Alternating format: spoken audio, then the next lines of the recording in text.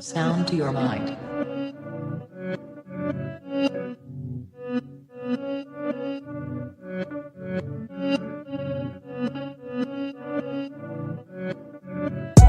Breathe. I stay quiet as I light on my loud light. Breathe. I balance diet, I'm just trying to get my pounds right. Breathe. I stay quiet as I light on my loud light. Breathe. I balance diet, I'm just trying to get my pounds right. Shouts all on my team, I need more than a mattress support. In my dreams, could grab a few Z's like I'm falling asleep, but I don't wanna wake for the morning. Grief, breathe. Tears drop to the form in the sea. A broke heart, but it's worn in my sleeve. Never listened, I was warned in my teens, but I still skip school, I was taught in the streets. Ring back, don't call for police. Stand tall, don't fall for the beast. Got issues with trust, so I'm born to believe. We've been a victim of love and now we're caught in it deep. Breathe. Well. Brazil all-time 11. I ain't gonna lie, I'm looking forward to this one, man. France one was good.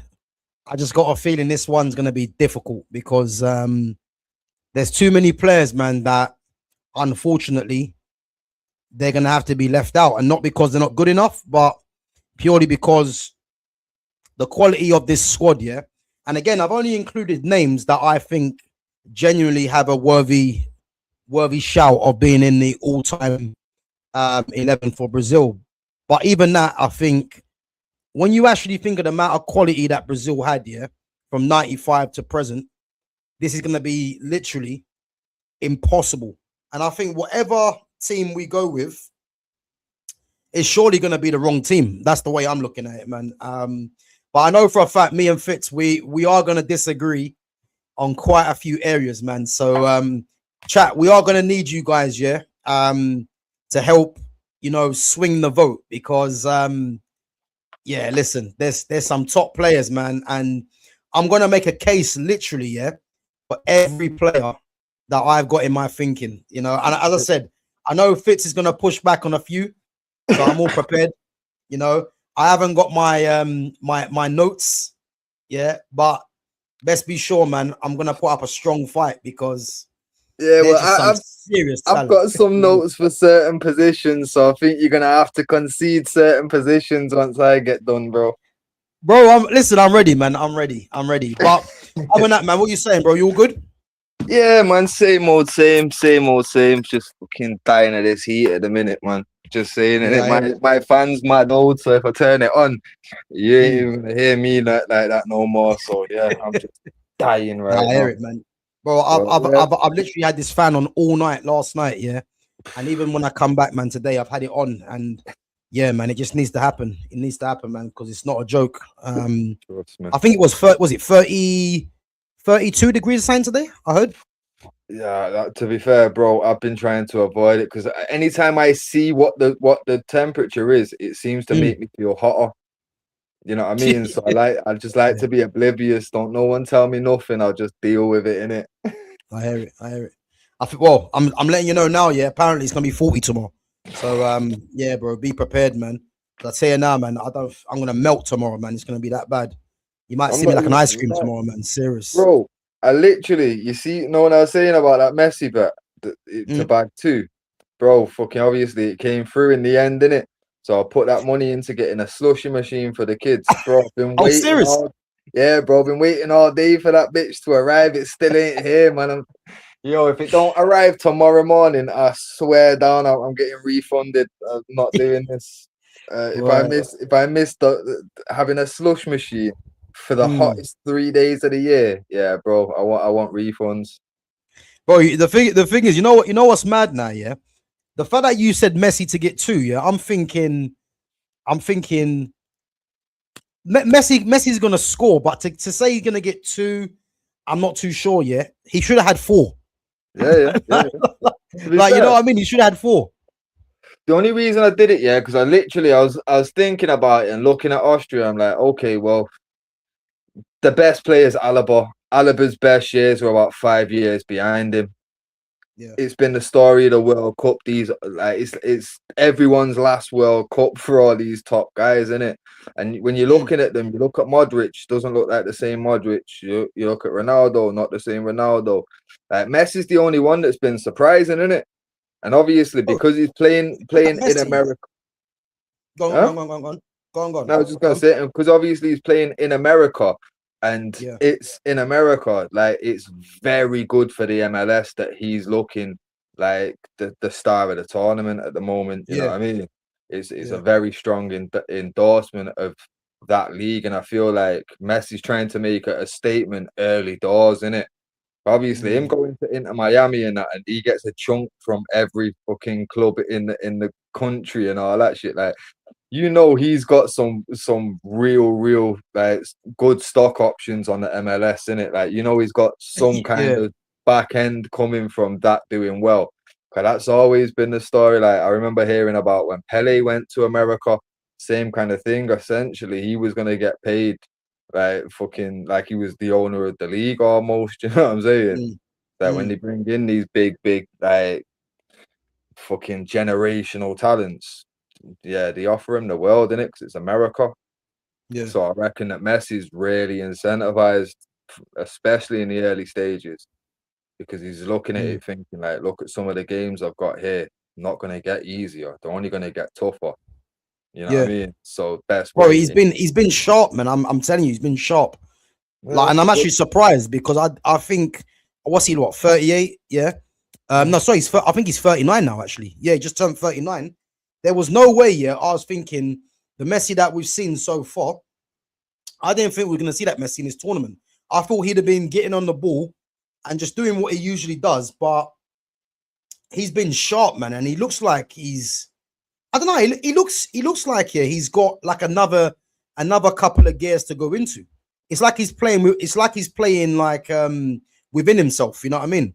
But he's got another couple of gears to go into, and I think he's just saving himself. And so far, man, he's been the standout player, man, no doubt. To be fair though, I think he probably will have another gear or two left in him because, to be honest, when I was looking into some of the stats and stuff, like when you did the Argentina like season stats, you actually look at what like league games he's played. I think he'd only played like 13 league games or something.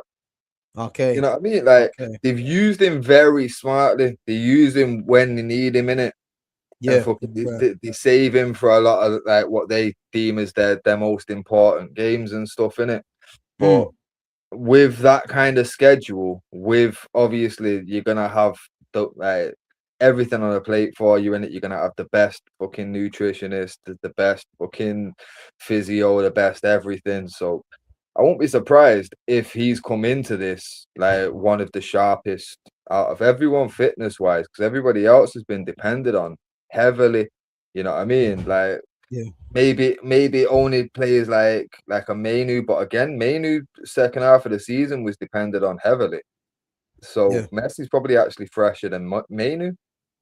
It's like, bro, he does look sharp, man. As I said, I didn't really expect it because I thought, you know, he'll be doing his usual thing, but I didn't expect him to be as sharp as he has done. And the guy's got what 5 goals in two games. Like, that's not you know what I mean? It's not a joke.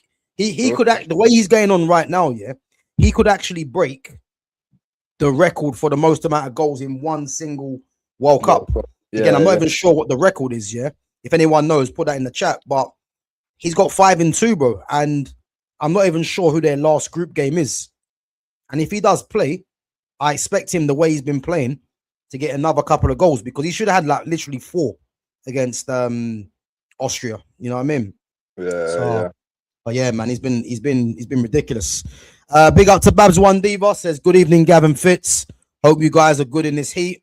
Well, listen, I ain't good in this heat. I'll tell you that for free.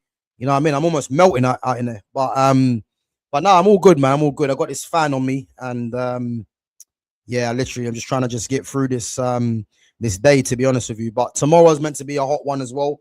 So yeah, make sure you guys put your sun cream on, and man, get that neck fan as well. I got a neck fan. Timu, trust me, you can't go wrong with Timu, man. £4. Trust me, it does a job, man. I'm telling you, it does a job. What? funnily enough, I got one of them ones now that you plug in the bottom of your phone. Oh yeah.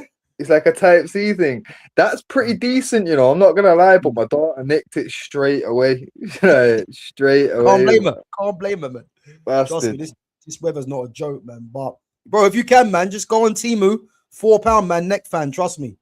Yo, trust me, I'll be Yeah. fucking hopping on as soon as this stream's finished, bro. I'm not joking. Yeah, nah, but Yeah. no, it's been hot, man. But it is what it is, isn't it? Yeah. I've just checked as well. Just Fontaine in 1958 fucking Okay. holds the record for 13 goals in 6 matches. Yeah. So Mbappe just passed him as well for the record, isn't it? Yeah. So he scored what? He scored 13 in one tournament. 13 in one tournament. Yeah, that's ridiculous, man. That's what Messi's I'm got saying. 5 in 2. In the To be fair, 50s, Messi can do it. To be fair. this is what I'm saying. So here's how it goes in order. So 13's the most by Just Fontaine in 1958. Then 11 by Sandor Kolas from Hungary. That was 1954. Then you've got 10 goals by Gerd Muller, West Germany, 1970. Then Eusebio with 9 in 1966. And then obviously it gets into Mbappe and R9 on 8. Yeah. But Bro, you know what? Mbappe's record, in the amount of games he's played in the World Cup is actually a joke. I think he's got something like, has he got something like 15 in like 15 games or something like that? Or something dumb like that he's got. Which is mad. Yeah, he's got some crazy numbers, but that's the thing though for Messi, Mbappe. When he got called up to France, he was already like seen as like a global superstar wonder kid, innit? So like they literally just gave him everything on a plate in it. So I would expect someone that gets that kind of treatment, especially like I know early he was playing on the wing in it, but since he moved into like the number 9 role, like fuck that. I expect every record to get smashed by him, especially when you look at the clubs he's at. Goes to Real Madrid, basically been a Galactico since 2001, and fucking obviously you look at that France team's ridiculous. So I expect records from a player like that. It's when someone like I say a Haaland doing it with Norway, that's a lot more impressive to me. You know what I mean? And the thing is, it's Haaland's first tournament, and he's already got 4 in 2 games. You know what I mean? Yeah. So again, man, like obviously it might be a bit more difficult, but it depends if Norway qualify in it. But what you got to look at as well, Haaland's like mid-20s, and Mbappe jumped on the scene when he was like what 19 or something like that, wasn't he? 18, 19? To be fair, I remember like big hype about him at like 16, 17, and then basically Yeah. But no, I'm saying for France though in the World Cup, innit? Oh yeah. France would have been a little bit later in it, but I think he would have got his first cap round about 18 though. And we just double check that. Because Wenger was speaking about Mbappe from time. Yeah. So yeah, man. But his record for France is mad. To be fair, like he's their all-time top goal scorer now as well. And the funny thing is, Mbappe's only 27, so Mbappe's probably got another 2 or 3 World Cups in him. Yeah. Well, his first cap was in March 2017. So he's been in the squad for what, like fucking nearly 10 years now. And nearly 10 years he's been in the squad. Yeah, 2017 was his debut. We're in 2026 now, bro. Mad. That is mad. That's what I'm saying. 9 years. I expect him, especially 9 years of everything on a plate. Yeah, I expect it. That's Like I crazy, said, isn't it? by then he would have been at PSG, fucking then over to Real, top fucking staff, top fucking facilities. I expect every record to be shattered. You know what I mean? But that's what I'm saying. Someone like a Haaland, like him being at City, kind of like it puts him on a bit more equal pegging for club stats. But even when you really deep it, City compared to Real Madrid, they're nowhere close in club stature. You know what I mean? Like, we've Yeah, got a long way to go. It's of just, course. I suppose, for what matters right now, like I said, then the facilities, the staff, and whatever, City will be up there with them in it because they've got the money to Mm, do so. But yeah, like I say, it's a lot more impressive to me. Even when you see like fucking like like I say, like that year when Forlan was the top goal scorer, it's so much more impressive to me than having Messi and Mbappe going up against each other because it's like Argentina, France, they're both fucking quality squads in it. But mm, yeah, man, like I say, fucking not to take away the still massive achievements. It's like not like I shit on R9 for fucking breaking records for at Brazil and basically a wonder squad. So I'm not trying to take nothing away from guys, but yeah, it just feels a bit more impressive when you see it from a smaller nation, innit? yeah. No, 100%, 100%. I get that. Big up to Foxy Danny. Says big up Gav. Hope you're keeping well. Big up Fitz as well. Big up to yourself, Foxy Danny. Hope you're well. Big up to Lumi Rain each and every time. Says big up my men. Big up yourself each and every time. Let me see.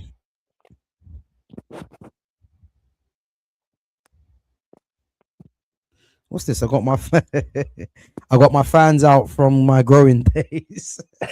Hey, listen, I can't even blame you, Rob, man. Can't even blame you.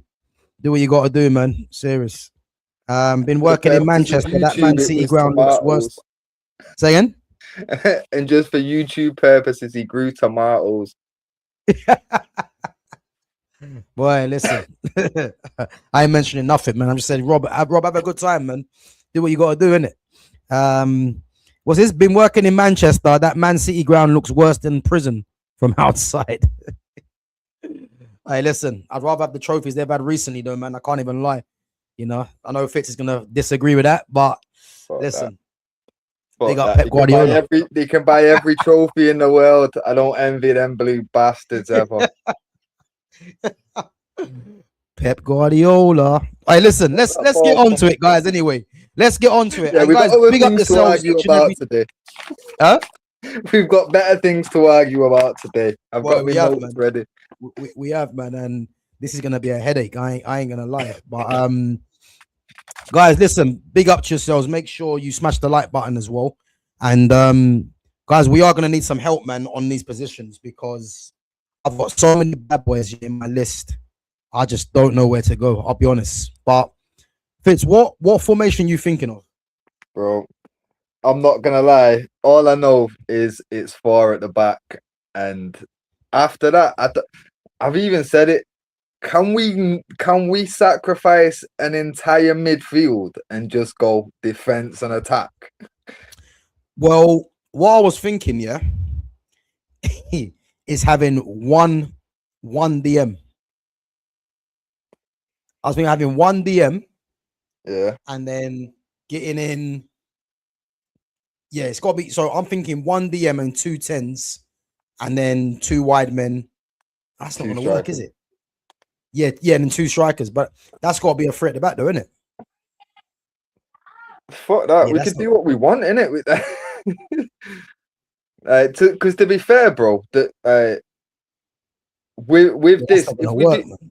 if we did one in the middle, two tens, two wide men, yeah, then Yeah. what? Fucking. But the thing is, what formation is that going to be? Because I got to see what formation's on there. So it'd basically be what Oh, what about no? That's not going to work. I was going to say 4-1-4-1. that's essentially what I was thinking, innit? Or Four. unless if we have to do it where it's 4-3-3, but we know that the two sides of the midfield are wingers, innit? Yeah. So 4-3-3. Well, yeah, but obviously knowing that the two. Oh, okay. Yeah. I get you now. I get you. Let me see what formations are there, because I think that might be the closest. Let me see. So we got here 3-5-1-1, So definitely four at the back, yeah. Yeah. So we got 4-1-2-3. Would that work? Four Yeah, what? that'll work, innit? 4-1-2-3.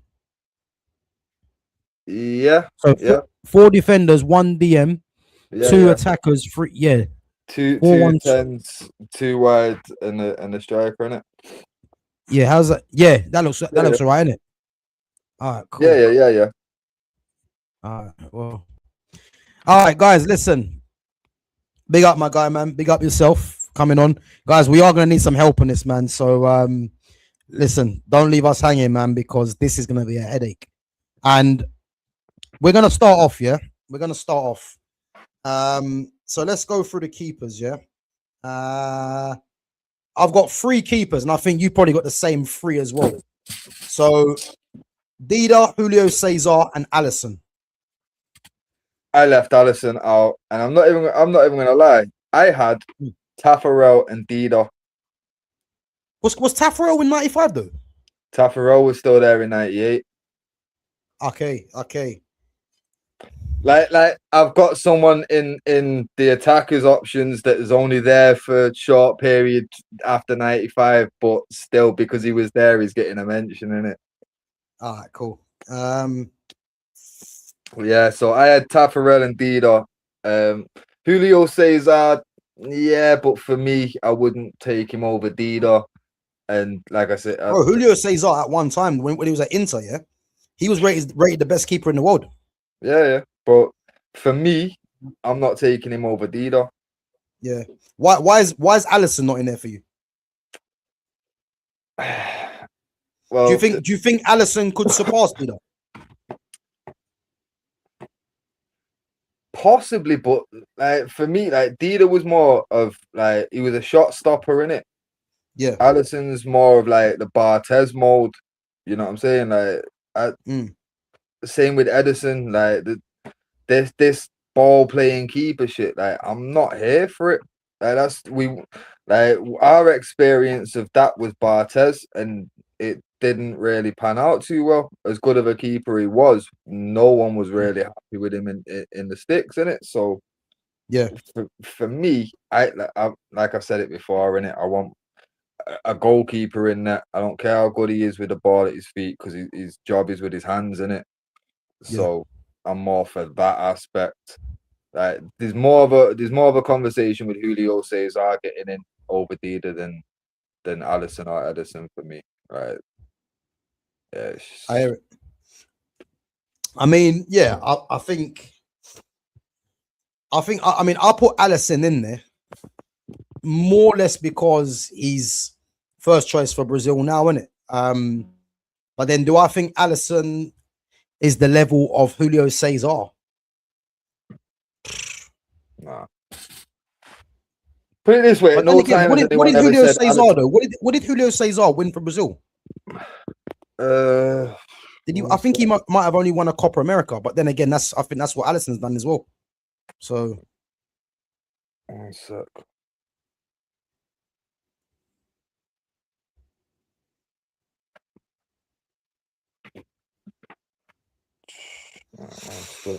guys, who we going with? Julio Cesar, Dida, or Allison? Who's your pick? All right, so he's won a Copa America, and everything else is at club level.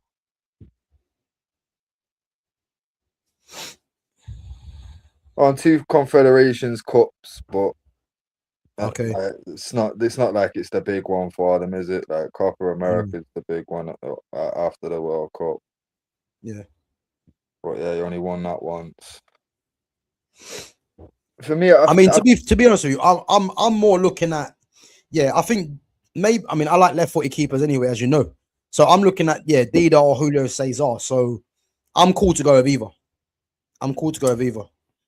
Well, I'm willing to concede to Julio Cesar because, like you said, at one point he was considered the best keeper in the world. Yeah. And obviously, Dida, as good as he was never considered that. Might be partly what I'm going with. Yeah. He was in Buffon's era, fucking like when Buffon was the guy. No Yeah. one was really going to get a sniff at that shout, was they? So, but Mm. yeah, How I Julio rated Julio Cesar, yeah, was when I used to play Pro Evo back in the day, yeah, we used to do a thing, yeah. Like again, I'm not sure if there's many people that used to do it. So what we used to do is there used to be 4 of us in it, and we used to play a game of cards. And if you finish last in cards, you get last pick basically.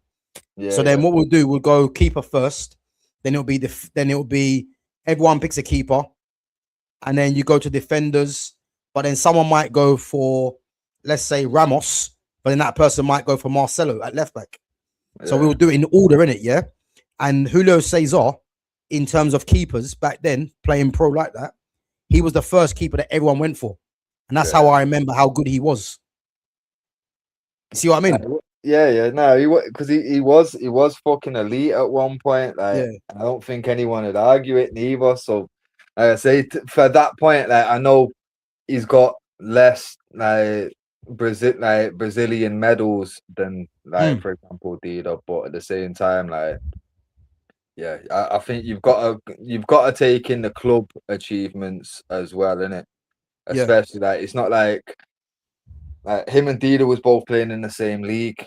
You know what I mean? We're both playing in the Italian league and that. So it's like, well, for one to stand out as the best keeper and one to kind of be blinded, but like you get like overshadowed by Buffon in the same league as you. But Julio Cesar is able to fucking carve out a little name for himself at the time. Like, yeah, I'm willing to lean Julio that. Cesar, then, Yeah. I'm happy to go with that. I'm happy to go with that. If it was purely on just Brazilian accolades, though, I think it would have to go to Dida, in it. But yeah, Julio Cesar was a beast. It's not one of these ones, is it? What's his? Come on, man! Don't be doing this to me. I think he's got one of them weird names. Let me just put Cesar and see if that comes up. Let's see if I can find it. It's the only problem with these Brazilians, man.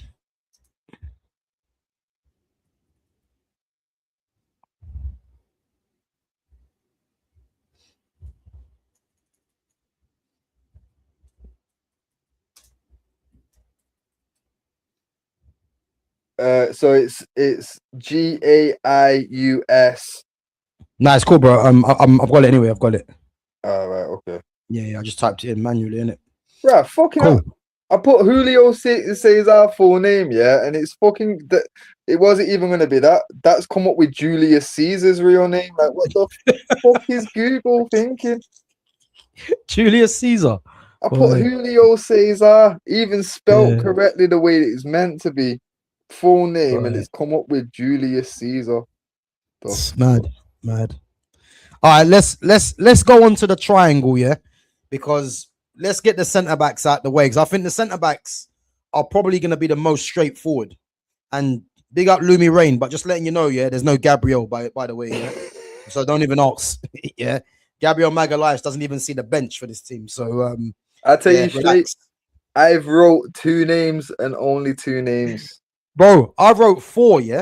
I wrote 4, and in actual fact, you know me, I like left-footed centre backs, but there's not one in this list. But the 4 that I wrote down, I think it's actually fair. So I've gone with, you remember Aldair? Yeah. So I got Aldair, Lucio. Roma, didn't he? He used to be at Roma, he was in the Totti and the Totti and the Emerson era. Yeah. I remember him. So I've got Aldair, Lucio, Thiago Silva, Marquinhos. Now I think we're both going to agree on this. Lucio and Thiago Silva. They were the 2 names I had down. To be fair, Aldair was quality, but Lucio, Thiago, it's got to be in it. It's got to be. And big up to Marquinhos, because for me, Marquinhos is just the next Thiago Silva anyway. For me, yeah. You know what I mean? Not as good. Not as good. Yeah. I feel like the era that they play in is the only thing that separates them. You know what I mean? Thiago being able to do it in the era he did it in, and the fact of we'll never know with Marquinhos. Yeah. That's the only thing that puts Thiago clearly ahead of him, innit? Yeah. Bro, Lucio's got one of them names. Oh, it's Lucimar, isn't it? Yeah, Lucimar. Yeah. We got that the other day, innit? Yeah. I remember that. And the thing is, you see with what's his name, with Marquinhos, yeah. I remember when because obviously he come through at Roma, innit? Mm. He was at Roma, and I remember they were air marking him as being the next Thiago Silva, and that's when PSG, because PSG were going into their phase of their new ownership, and he was the very first signing.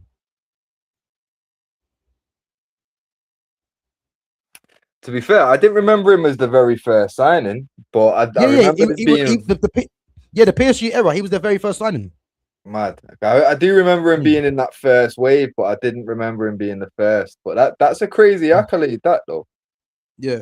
Because obviously, out of all the fucking big names that ended up coming, the fact that he's the first man that they've snapped up. Yeah, I remember them signing because I wanted United to sign him.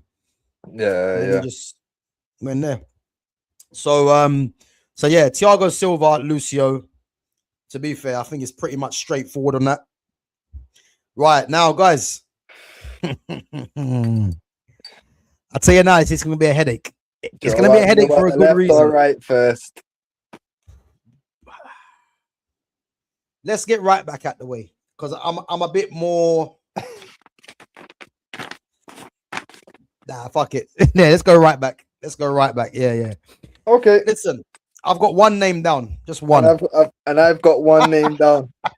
But I've done the research, bro. I've done the research. I've got three, yeah. Now, it's for me, it's down to two of them. But big up to Maicon. You know, Maicon again. Maicon was rated as the best right back in the game in his era until Gareth Bale come along and destroyed that rep. So, based on that, Maicon, you lose out. But to be fair, Maicon was deadly, and the fact that Brazil produce those sort of fullbacks, man, is crazy because I've literally got three on the other side as well. But yeah, Maicon was a top fullback, man, but he doesn't get anywhere close for me when it comes down to Cafu and Dani Alves. Now, obviously, Fitz is going to go Cafu, yeah? And I hear it. You know, juggling the ball over Nedved's head. I hear all that. Yeah, I hear all that. But you see this Dani Alves guy, yeah? And you ask Leo Messi why Messi was so effective, yeah? It was Dani Alves. This guy was better than some wingers. Yeah? And as I said, man, I think I look at right backs right now, yeah? The two best right backs for me are Hakimi and Reece James. I don't know if they're anywhere near Dani Alves as much as I rate both of them. That's how good Dani Alves was. The guy was better than some wingers. But just to add on that, make your case, they're definitely not better than Cafu, though. You know what I'm saying? Why do you like Cafu so much then? Let me hear it. Bro, Cafu was just different. Like, yo, let's just run through the accolades, yeah? Alves, 2 Copa Americas, 3 Champions League, 3 Club World Cup, 6 La Ligas, 1 Serie A, 2 Ligue 1, and an Olympic gold, yeah, at under 23 level. Yeah. Very impressive. But for Brazil, not much there, yeah? Bro, Cafu, 2 World Cups, 2 Copa Americas, a Champions League, a Club World Cup, 2 Serie A, and won the Brazilian League, which means a lot to Brazilian fucking players. You know what I mean? Don't forget, Romario was making it to the World Cup year in, year out, playing in Brazil. Yeah. You know what I mean? So it's they do value that Brazilian league. Like I say, when you're looking at his accolades there, 2 World Cups, 2 Copa Americas, Champions League, Club World Cup. Bro, absolutely ridiculous. Like, obviously, Alves, most of his success comes from club level, and again in that Barcelona team, That was the cheat team. Like, used a story about playing Pro Evo, bro. That team was banned from tournaments. Like, if we was doing tournaments and you was trying to pick Barcelona, bro, you're not even Bro, playing no they more. were Take your illegal. money back and go. Illegal. Trust me, Illegal. bro. So for me, his accolades being in that team, I know he was a big part of that team, but at the same time, like, when you've got all that around you, like, for me, I understand fucking Cafu still had quality around him everywhere he went, but for me, him going and doing it in Italy when Italy was the strongest league in the world and the toughest one to win, and he still fucking lifted trophies there, you know what I mean? Cause that, Yeah. bear in mind, I've only wrote down main, like, accomplishments. I'm not writing down all the little fucking cups and side quests that they accomplish. You know what I mean? I'm just going off what big trophies they've won. You look at Cafu, bro. There's no right back like that. There's What no in one terms of what he's won, yeah? in terms of what he's won and how he did it. Bro, like, you're saying Alves could have fucking played on the wing. Same for Cafu, and when we get to the left, same thing for on there as well. Because, like, bro, there's a story. You know, fucking while Carlos was at Inter Milan, they put him left winger in it. Yeah, That's why he ended yeah. up leaving, bro. That's why he got sold to Real, because he didn't want to play left mid, because he knew left mid. I've got Rivaldo there. We've got fucking Dino coming through. We've got too many options there. I need to be at left back. So he ended up fucking leaving. Bro, the reason why he had to leave, because they wouldn't stop playing him, because he kept bagging. He was an elite winger. And for his country, decided, no, I want to go at fullback. And I fully believe that Cafu would have done similar kind of thing for his choice in playing right back. Because when you look at the Brazilian wings, they were never shy on talent. So it's like these men. But this is the thing, though. Yeah, this is the thing.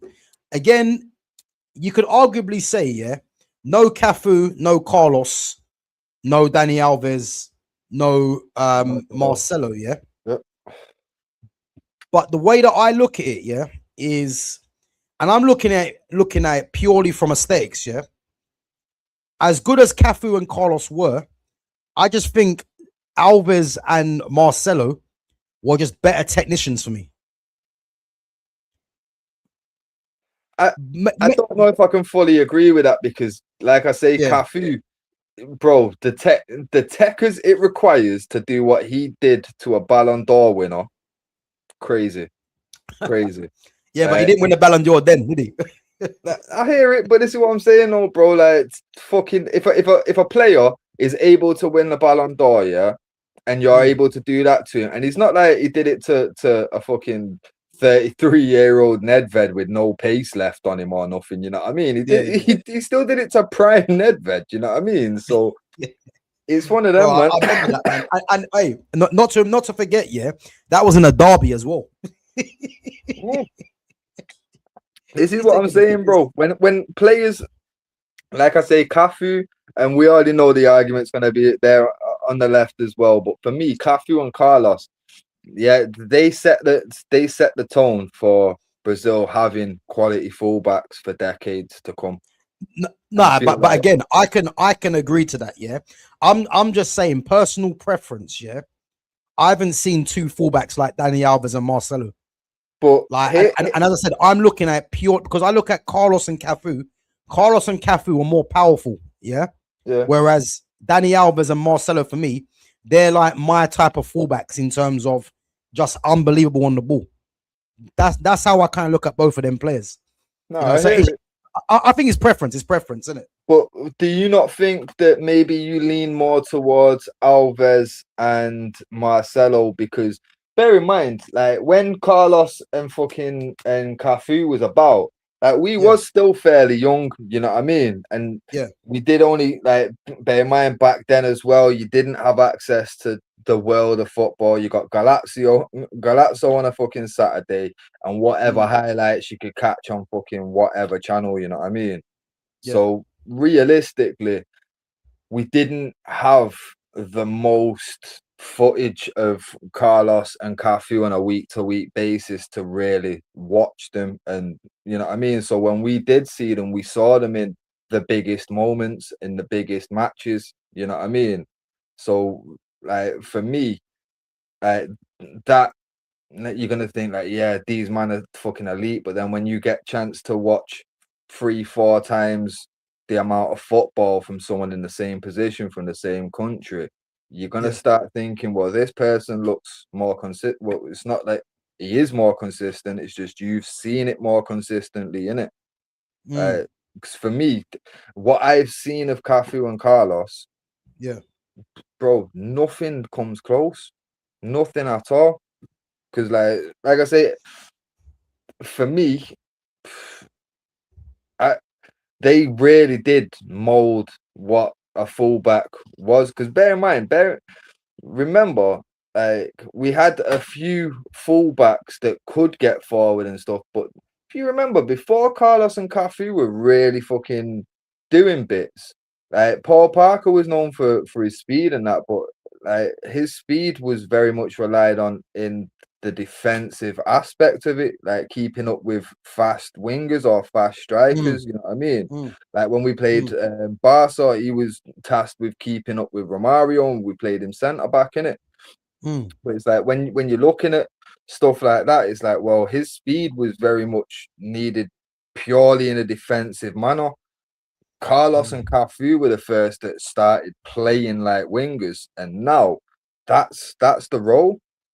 You know what I mean? Like every fullback in the game now gets forward. You know what I mean? They've all got an attack-minded aspect to their game.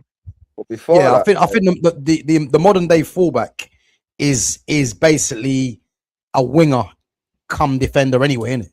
Yeah. You know what I mean? And that's the thing. Like before, obviously Cafu and Carlos, that shit weren't happening. Like, cause like I say, Carlos at Inter Milan, my man's like they're watching him in training. They've signed him. They're watching him in training. He's saying, "I'm a left back." They're saying, "You're going on the wing, mate. You're too good to be at fullback. That's not what we want from a fullback. We want you getting forward." But Carlos said, "No, I want to play at fullback. Just let me just play my game in it, but just let me start there." They didn't see the vision. They ended up selling him for like 3 million, I think it was, to fucking Real Madrid. Real Madrid just said, "Yo, we're signing players, the best players in the world, and letting them do their thing. If you want to play at fucking at centre back, we'll do it because we know what you're gonna do." The guy just fucking absolutely changed the game. Him and Cafu literally changed the game. Watching Brazil play with two fullbacks that constantly got forward and added to the fucking attack, bro, teams couldn't handle it. Literally, still playing that way now. You know what I mean? Them man changed the way a fullback is considered. Like, how many times have you heard them like players that we grew up on talking like? Because I've heard Gary Neville say it a million times, and people say it to Gary Neville, and like no one grew up wanting to be a right back. No one wanted to be a right back. Cafu changed that, bro. Cafu made people realize that no, you can be a bad boy at right back. You know what I mean? Carlos, how many man was practicing the Carlos free kick in 1998? Yeah, come on. I think everyone was doing that. Right? This is what I'm saying, bro. When I see that goal, like even to this day, it doesn't seem real, man. It just didn't seem real. But then you see the size of his thighs, man. You think, he's got that in the bag. Surprised the ball didn't pop on impact. Fucking absolute beast, and he's about fucking 3 foot nothing as well. He's a fucking tank. He is. These man, like I say, for me, the impact they had from the position they had, and remembering what that position was at the time. That's why they were so impactful, because nobody ever wanted to play right back or left back.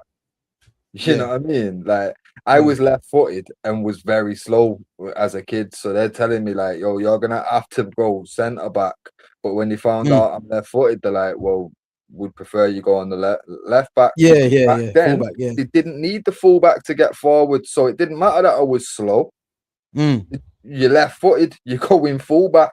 You add balance. Yeah. Yeah, bro. So Yeah. literally, like they were the reason why fullbacks started needing pace and to be athletes and to have Mm. technique and to, bro. I was a butcher, an absolute butcher. Any kid that's on the wing, yeah. Considering I'm at left back, I've got fucking right back, right wingers coming at me all day long, bro. I'm just snapping legs. Fuck your little step over, little Dino flip flop.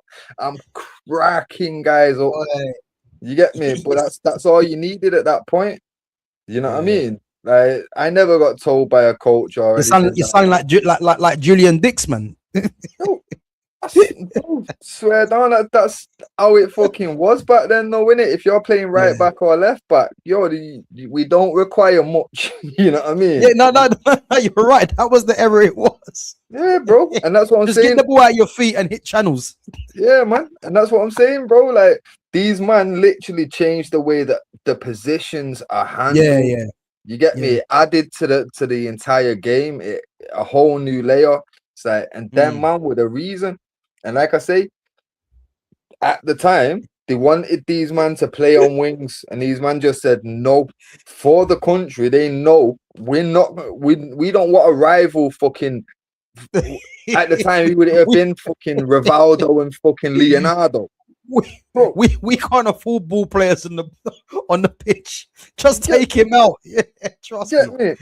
Yeah. Bro, fuck it. all that. But that's what I'm saying, man. Like because of the impact they had on the game, and like I say, it wasn't just a fleeting fucking impact where everyone tried a certain thing for a minute and then it died off. Like it's still predominant in the game now. It literally changed a fucking role that nobody ever wanted to play, and now you've got some real fucking quality footballers playing in those positions, and it's all down to them, man.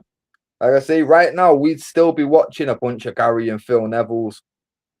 Yeah, no, I agree, man. I agree, and as I said, man, them two were trendsetters. No one can even say anything otherwise. And I think you have to put Javier Zanetti in there as well, Philip Lahm. Yeah. You know, those kind of guys are up there as well. Yeah, like there's certain players that literally changed the way certain people looked at the game. You know what I mean? Yeah. Like within the game. Like I say, the fact like Dennis Irwin's one that I always throw to, the fact that my man could play on both left or right. Then you saw the evolution of that come with Philip Lahm. You know what I mean? You're like, well, it's one of them. You do see certain players, like I say, I will say Philip Lahm is a better fullback than Dennis Irwin. You know what I mean? But you think he was? Yeah, just because I feel like he is the perfect example of an evolution of a player. I think the only thing that Irwin beat him on was literally set pieces, free kicks, penalties. I don't remember seeing Irwin ever miss a penalty. Nah, he was deadly, man. He was fucking elite. But again, that was the only thing he had over Lahm. Everything else, I could say like Lahm could match him or beat him in. You know what I mean? But like with Cafu and Carlos, I feel like Alves and Marcelo were very, very like solid, like replacements in it. But for me, when you've got such quality, it's like fucking the drop from Ronaldo to Adriano. It's not much, but it's a slight in the if you take the best seasons that they had, there's a slight edge on R9. Yeah, I agree. I mean? But like I say, that's just diluting it down to just their absolute best seasons. But that's what I'm saying. Like for me, when you look at Cafu and Alves fucking great player, but one, they wouldn't be an Alves if it weren't for Cafu. If Cafu hadn't have done what he did and would have just ended up being a winger, Alves would have been a winger. You know what I mean? It's for Listen, me. I'm happy to go with the chat. Let us know, man. Let us know. So we're stuck at fullback. So Dani Alves or Cafu, and then we'll go on to left back in a minute. But yeah, let us know in the chat, and I'm happy to go with either because. Listen, personal preference, Dani Alves.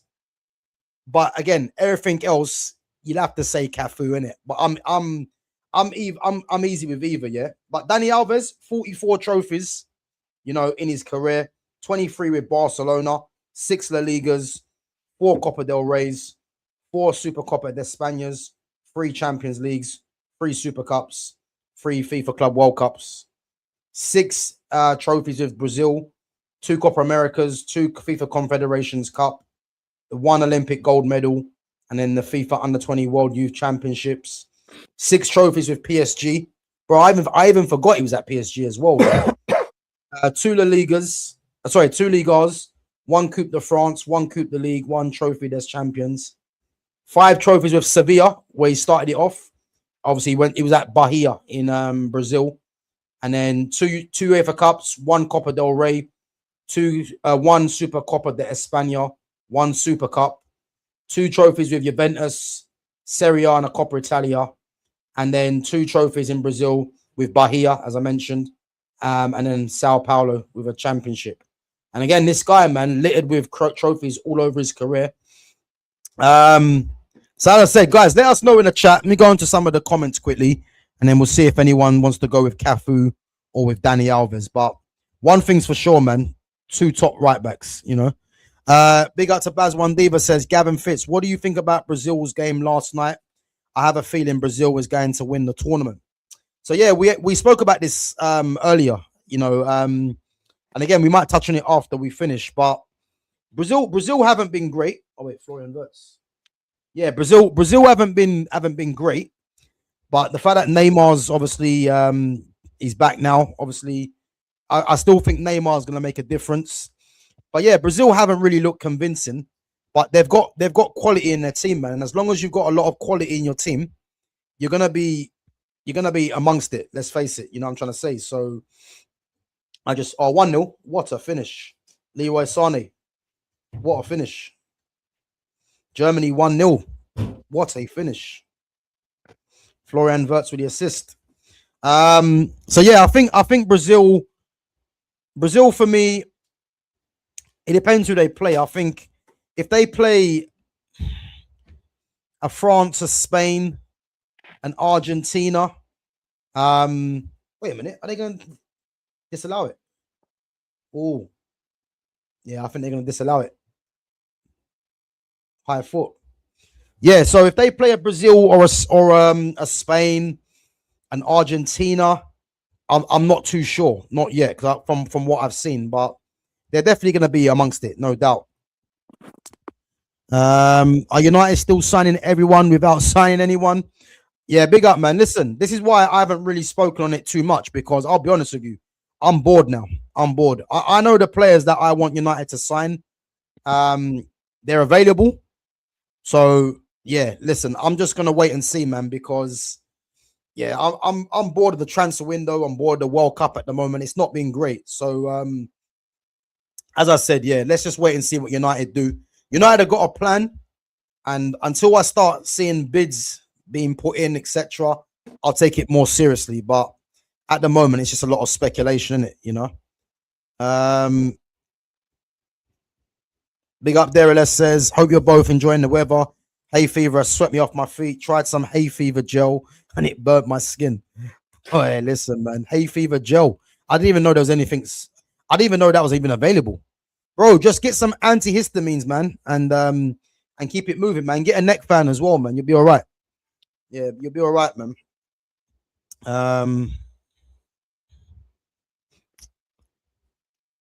All right, anyway, guys, let us know in the chat, yeah? Cafu or Dani Alves? Who are you going with? Cafu or Dani Alves? We're locked in at 1-1 at the moment. And who's gonna have this? Who's gonna have the deciding vote?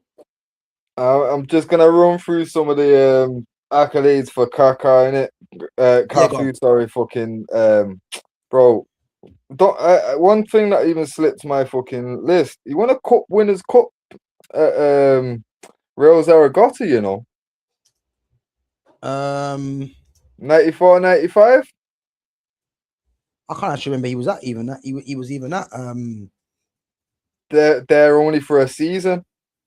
Fucking won the Cup. Before he went to Roma. Yeah. Well, wait. There must have been a move between that.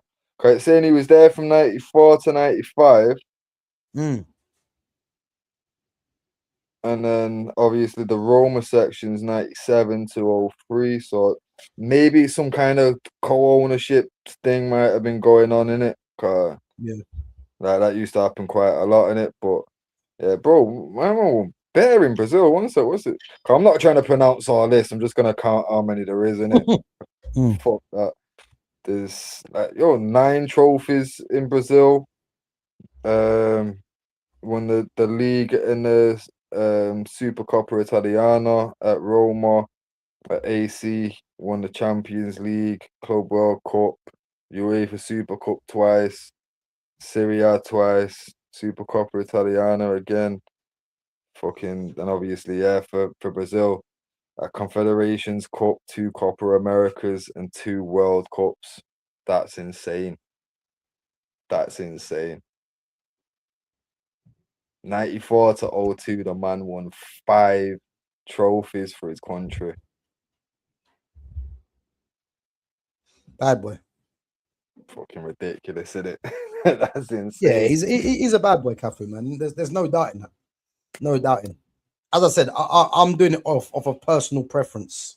No, standard. To be fair, that's what this comes down for me. But like I say, I feel like with my argument, it does also lean like it's got everything else to back it up as well, innit?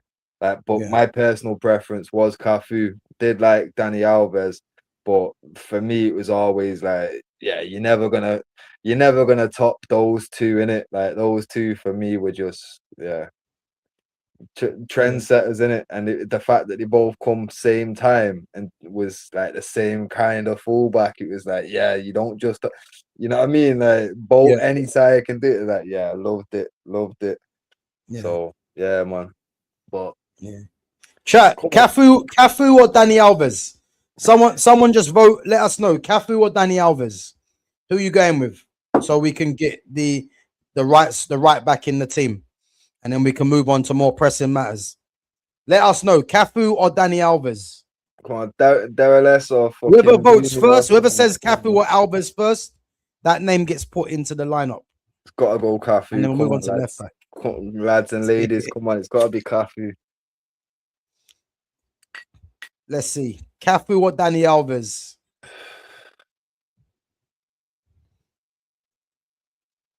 Ivory Coast just went 1-0. They just scored, yeah?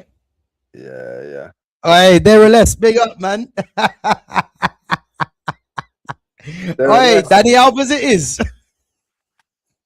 Let me down, brother. You let me down, you know. Fellow Mank as well, you know. Hey, Fitz, listen, I was happy to go with either, yeah? So, guys have Dani Alves makes the cut. Dereless, man. What about Royce, bro? Fucking, come on, bro.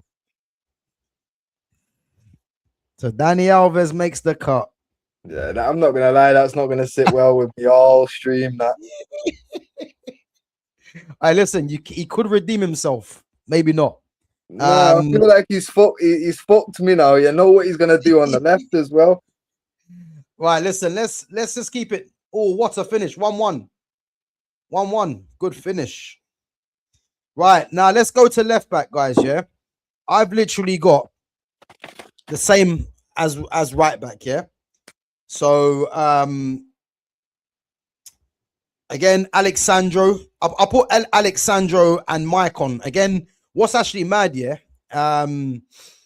What's actually mad is that you've got the opposite fullbacks for all three of them. And to think that Brazil had 6 fullbacks, yeah, of that high level, you know, I think Maicon and Alexandro, if you're ranking the order of fullbacks in order, Maicon and Alexandro are third. Dani Alves and Marcelo, for me, it could be either first or second with Carlos and Cafu. You know what I'm trying to say? So, but yeah, Alexandro was good. But again, for me, it's between Marcelo and Roberto Carlos. And again, I'm not going to waste too much time on this.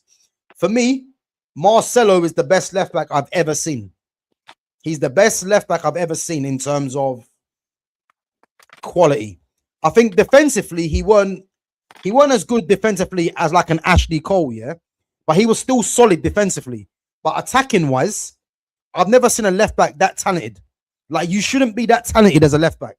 Some of the things this guy was doing, yeah, I've never seen a defender, let alone a left back, do that. And that's purely why I rate him that highly, because you know he was instrumental in what Real Madrid dominating in the time he was there. You know, and as I said, man, I think when it comes to him and Carlos, it's down to personal preference yet again. You know, and I think Marcelo, 31 trophies, 25 with Real Madrid, 5 Champions League, 6 La Ligas, 2 Copa del Reys, 5 Super Copa de Españas, 3 Super Cups, 4 Club World Cups. Yeah. And then Fluminense, 5 trophies. So 1 Copa Libertadores, 1 Copa Sudamericana, Campeonato Carioca, and Ataca Rio, whatever that is. And then with Brazil, only the Confederations Cup, which to be fair is poor. But as I said, man, we did speak on this already. You know, my personal preference is Marcelo, but listen, Roberto Carlos was something else as well. So, guys, let us know, yeah, because Fitz is saying Roberto Carlos. I'm saying Marcelo. Again, I'm easy with either player. You know, and just to clarify, yeah, go on. Carlos did win the World Cup. He won 2 Copa Americas. He also won 3 Champions Leagues, 2 Club World Cups, 4 La Ligas, and 2 Brazilian leagues as well. And that's just major trophies. We're not going into the fact that he won the Turkish Super Cup. He won fucking, I don't know that. Right, bro, we have a tie. We have a tie, yeah? Because you're saying Carlos. We got 2 Carloses and we got 2 Marcelos. There or less, you're talking my language, you know. You are talking my language. There or less, man. What? Did I bump into you in the street and not apologize or something? What the fuck? I wouldn't even mind the guys. Bro, the guy's picking players with longer names than the other option. He's doing it purposely just to fuck with me at this point, innit? Fitz, but you know what, Fitz, I think you're sleeping on Marcelo. I think you're sleeping on Marcelo. I don't think you deep how good this guy was, man. No. I do, trust me, because this is what I'm saying. Like, Marcelo was the best left back in the world in his era, but so was Carlos. And for me, Carlos did it in a better era. And what you think Carlos is better than Maldini, yeah? Huh? Hey, all right. Well, think who? Maldini. Yeah, because Maldini wasn't a real left back. He was doing left back. I'm just playing. But that's the thing, though, bro. For me now, the way I see the game is the way that Carlos and Cafu did it. You know what I mean? So fullbacks, I want my fullbacks to get forward and support the wings. You know what I'm saying? So that's what I want from defenders. So for me, Maldini, he might be the best left back of all time on a technicality, because realistically, when people are putting him there, it's off his work at centre back. Yeah. You know what I mean? But people, because he did end up shifting out to the left to accommodate fucking Stam and Nestor, people then just, well, he's a left back. He ended up at left back, so that's what we can throw him in. Makes the debate a bit easier for them, innit? But for me, even if you're going to throw Maldini in at left back, I think Maldini, like I say, on a technicality, probably he gets it because of his work at centre back. But for me, if we're just going just off left back and the way you like seeing a left back play, it's Carlos, then it's Marcelo. Because Marcelo was essentially Carlos. He was silky, man. He was too silky. I'm telling you. That was it. But the thing is, so was Carlos. People remember Carlos for the power, bro. My man with a ball just glided, bro, and he was rapid too. Like, he was. He had, to be fair, man, he had legs of steel, man. That's what he did have. Bro, he was fucking ridiculous. Absolutely ridiculous. And like I say, when my man's taking a free kick from like halfway between the halfway line and the goalkeeper's line, and it's a threat, bro, There's like 3 other players in the world that you can say that for, innit? Like, Yeah. he's one of like 2 other people that could fucking do that. Like, he was something else. Like I say, Marcelo, not to take anything away from him, absolutely elite, but the things Carlos could do was, it was something else. And like I said, let's just get this completed, innit? Because we could be here all day, man. Because there's definitely some serious talent, man. Guys, we've got we're locked in at 2-2, yeah. So 2 votes for Marcelo, 2 votes for Roberto Carlos. Next vote is gonna be that player in the team. So let us know, Roberto Carlos or Marcelo as the left back in the all-time Brazil 11. Maxwell was better than all of them. Hey, Niche fan, you're on drugs, man. What are we doing here? Maxwell was better than all of them. Yeah, all right. Nah. Maxwell was Maxwell even better than Alexandro? Nah, forget Maxwell, man. Listen, Marcelo or Roberto Carlos. I'm not having Maxwell, man. You're probably thinking of Maxwell D anyway. You know what I mean? Yeah. Man, thinking of Maxwell D, man. It can't be Maxwell left back for Barcelona. Was it Barcelona he was at? Maxwell, yeah. I think he was at Barca for a minute still. Yeah, he was. Yeah, it was Barca, yeah. Maxwell was integral for Barca. Niche fan, man. Listen, we're not doing Maxwell talk today, man. Marcelo or Carlos, man. Just pick one. Come on, so we can move it on. Oh, what? Who's that? Who's 22? Who's that? Let's see, guys. Next vote. Let us know, Marcelo or hey, Niche fan knows. Fitch, you've been beaten twice, man. What's fuck everyone in the chat that's not going my way, innit? Fuck you all. I'm done with this. You know what? Yeah, I already know when it goes down to a vote from now, I'm just gonna say fuck it, put your one in it, Kai. You know that's how it's gonna go. Home field advantage and all that bullshit there. Like, bro. Hey, listen, these guys know, man. They know. Right, so literally, our fullbacks, considering we had a chance to have 3 World Cups and 4 Copa Americas in at fullbacks, we've got a Confederations Cup and 2 Copa Americas. You lot let me down, guys. You lot let me down. It's World Cup season, and you man are forgetting about how much it means to win. Sad. Well, I gotta find Marcelo's name again. Oh, it's not there. It's all right. I bet Carlos will be there though. let me see if Carlos is actually there.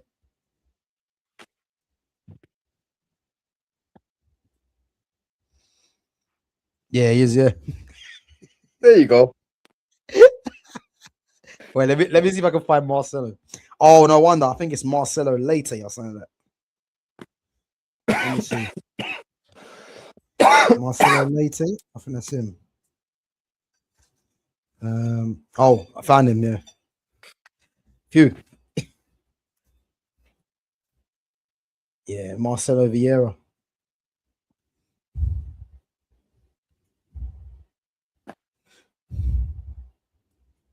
Could hear a pin drop on my side now. This is yo, nah, man.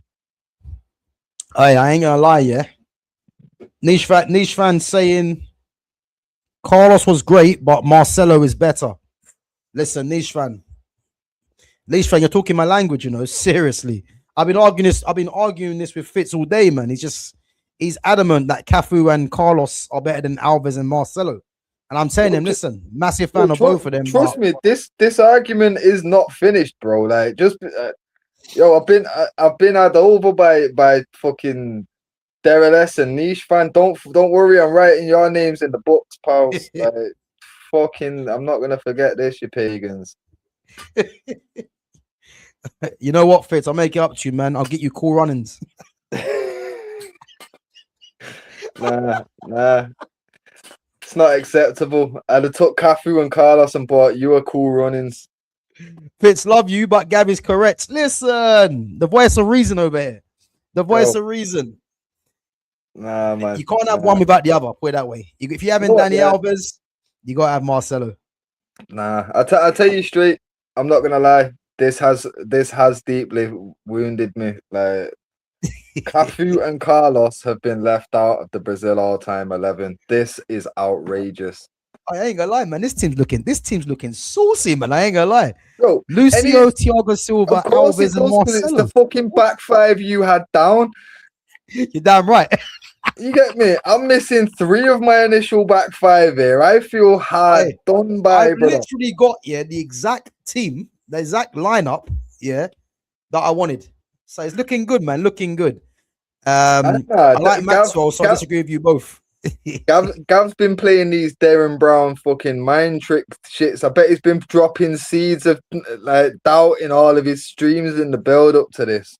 Trust I me. guarantee if you go back and watch his streams, I guarantee just certain points he just fucking mentions Alves for no reason, or fucking Marcelo planting seeds. But to be fair, there's still time, because I guarantee you now there'll be one player that I won't get in. So I'm just bracing myself for that. I've been hurt in the past, man. So I don't know, because I lean heavily towards the older generation, and it always seems to be recency bias that gets me. Any of yous, man, that voted for Marcelo that used to kick a mitre ball and pretend you was Roberto Carlos, don't chat to me no more, man. Fucking pagans. We all did it. We all thought we were Roberto Carlos with a flyaway. Every single one of us. Listen, I'll tell you how good Carlos was now, Back in the day of Pro Evos, ISS, you used to play Roberto Carlos and Babangida up top because they both had mad pace. And Carlos' shot was deadly. You know what I'm talking about? If you guys ever played Master League back in the day, and you had the players, like they were called Castello, he was a bad boy, Miranda, Birchall, the winger, and a few other guys, just go and get Carlos and Babangida first, man.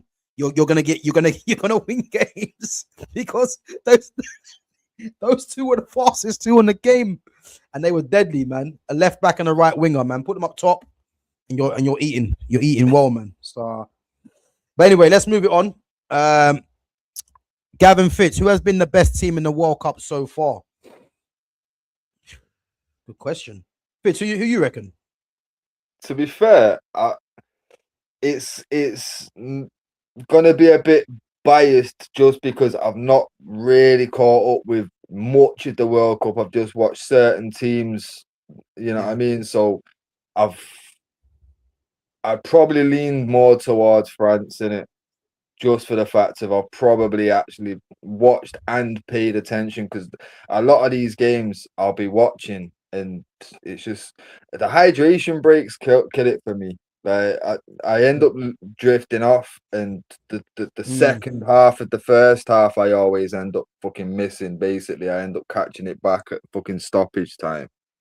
And the second half, I don't even pay attention until fucking it's about the 70th minute or so, when I know that that's already out of the way, kind of thing, innit? So it's yeah, man, it's been a bit of a killer. Like, to be fair, like this is how much I've been drifting out. I even fucking shouted you the other day, like, yo, bro, it's been an hour and a half for 45 minutes of football and it's still talking. You had to let me know, bro. It's a storm, innit? I was like, yo.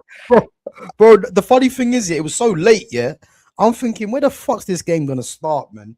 And they're just chatting, and I'm thinking, what is going on?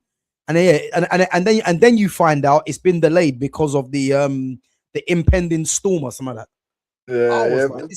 And you know the funny thing is, it was that late. I fell asleep and missed the second half. Same, bro. I woke up the next day, and fucking Googled how long it took, bro. It was something like 130 something minutes. So basically, it's 2 hours and like 15 minutes or something. I was like, yo, a half time that took longer than the match is ridiculous. Yeah, it's like, a joke, man. What the fuck? But yeah, like I say, I've actually paid a bit more attention to that. But again, even that, I drifted off, because like I say, it got to a point where I was like, did I just miss the whole second half?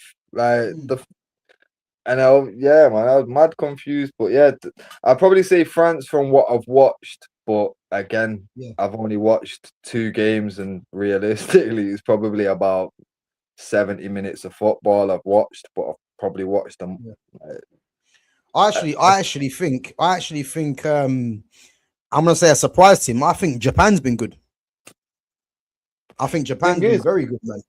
I've not actually watched 1 minute of Japan play. Mate, Japan moved the ball good. I'm telling you, they're gonna cause an upset on one of the bigger teams because they can run for days, yeah. And those guys move the ball. And again, remember when what they done to England in that friendly? Yeah.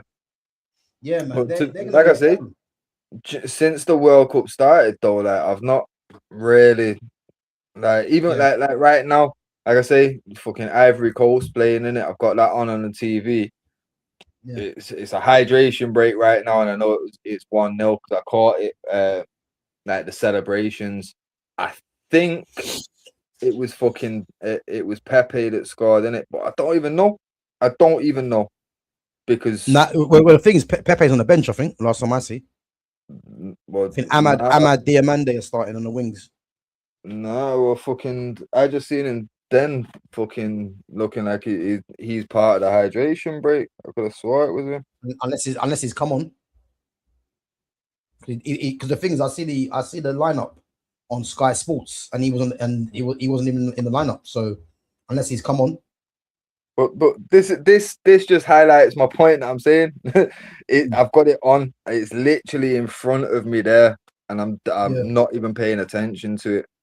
You know what I mean? It's one of them, man. Like, even said it to you, Yeah. it doesn't feel like a World Cup. These Nah, it hydration does. things, they're killing me. But again, they're not Mm. gonna stop. Like, yo, I seen a thing today. Yeah, you see, Yeah. for every hydration break, they can make. I think it's like 300,000 they make on ads. Fox does in it. What? So yeah, like for that time in ads, they get like 300K for one hydration break blocking ads in it.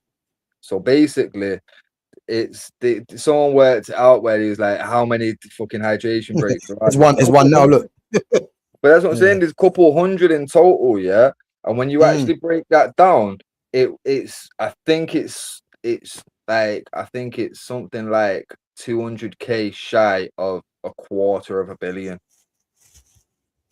It's ridiculous. So they're Man. not going to stop it. And like I say, when other broadcasters realize that that's the kind of money that can be made from adding a fucking hydration break for the players' well-being, bro, I can see it getting implemented in Champions League or something, because the money that they can generate and then pump back into the competition, it'll be crazy. Because And the then, thing is, it's become quarters now, isn't it? You know what I mean? yeah. But Rather than a half. Americans have wanted that for the longest, innit? They love Yeah. quarters. So like America's got things their way for it, but FIFA are the ones that have allowed it and signed off on it. You know what I mean? And when FIFA's signing off on the shit, then they'll sign off on it for the leagues. Yeah. Why wouldn't they? They've done it for the biggest tournament in the world.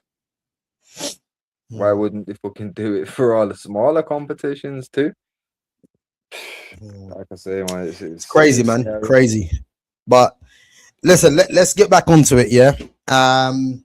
Right. So we're gonna go with the midfield. So again, one DM. So the names I've got in there, yeah. I'm literally looking at.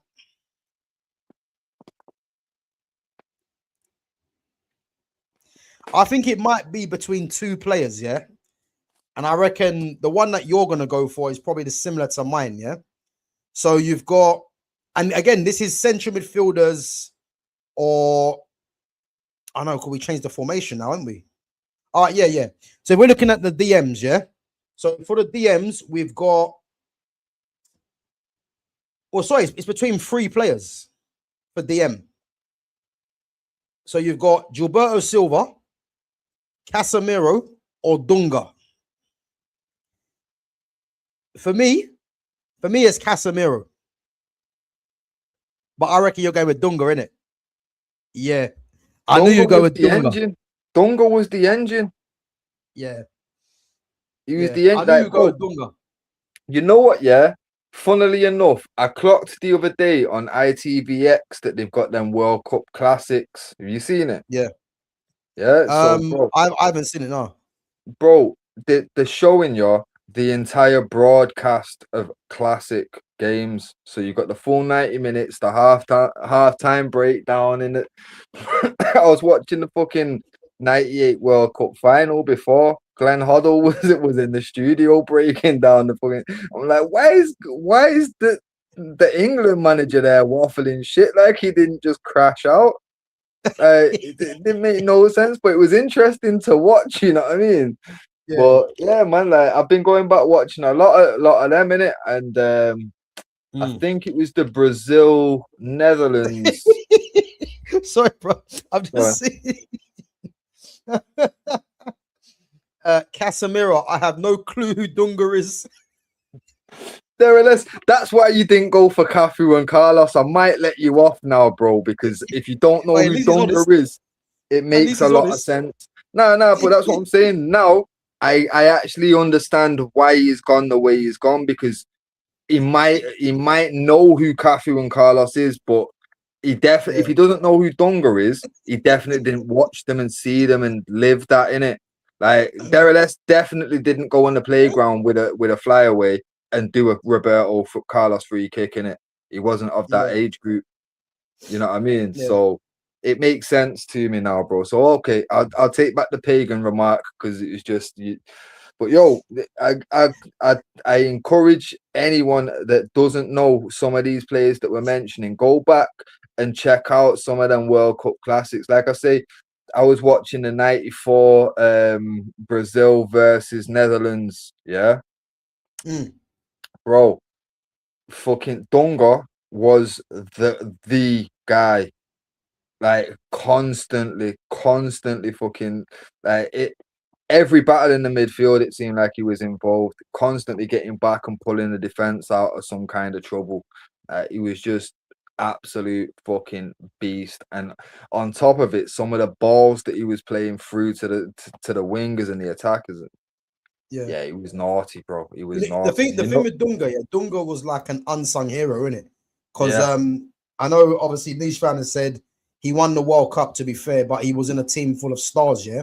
And to be fair, that is true, but you need someone that's selfless that makes the stars shine, innit? And that's yeah, exactly what Dunga was, innit? yeah, Me personally, I would personally go with Casemiro, but Dunga does deserve to be in the shout, innit? And again, if you wasn't there to see how good Dunga was, it's only going to be recency bias, isn't it? Kind of thing, isn't yeah, it? But Dunga was obviously Brazil's captain as well for years, and again, he was instrumental for them because without no Dunga, they probably don't win that World Cup, man. yeah. Because again, you need someone that's going to be doing the dirty work, and he was a leader as well. You know, he was one of them. He wasn't really vocal, but you know, one of them players that went about his job quietly in a sense, in it. But he was effective, man. I will say that. Yeah. Um, Like I say, yeah.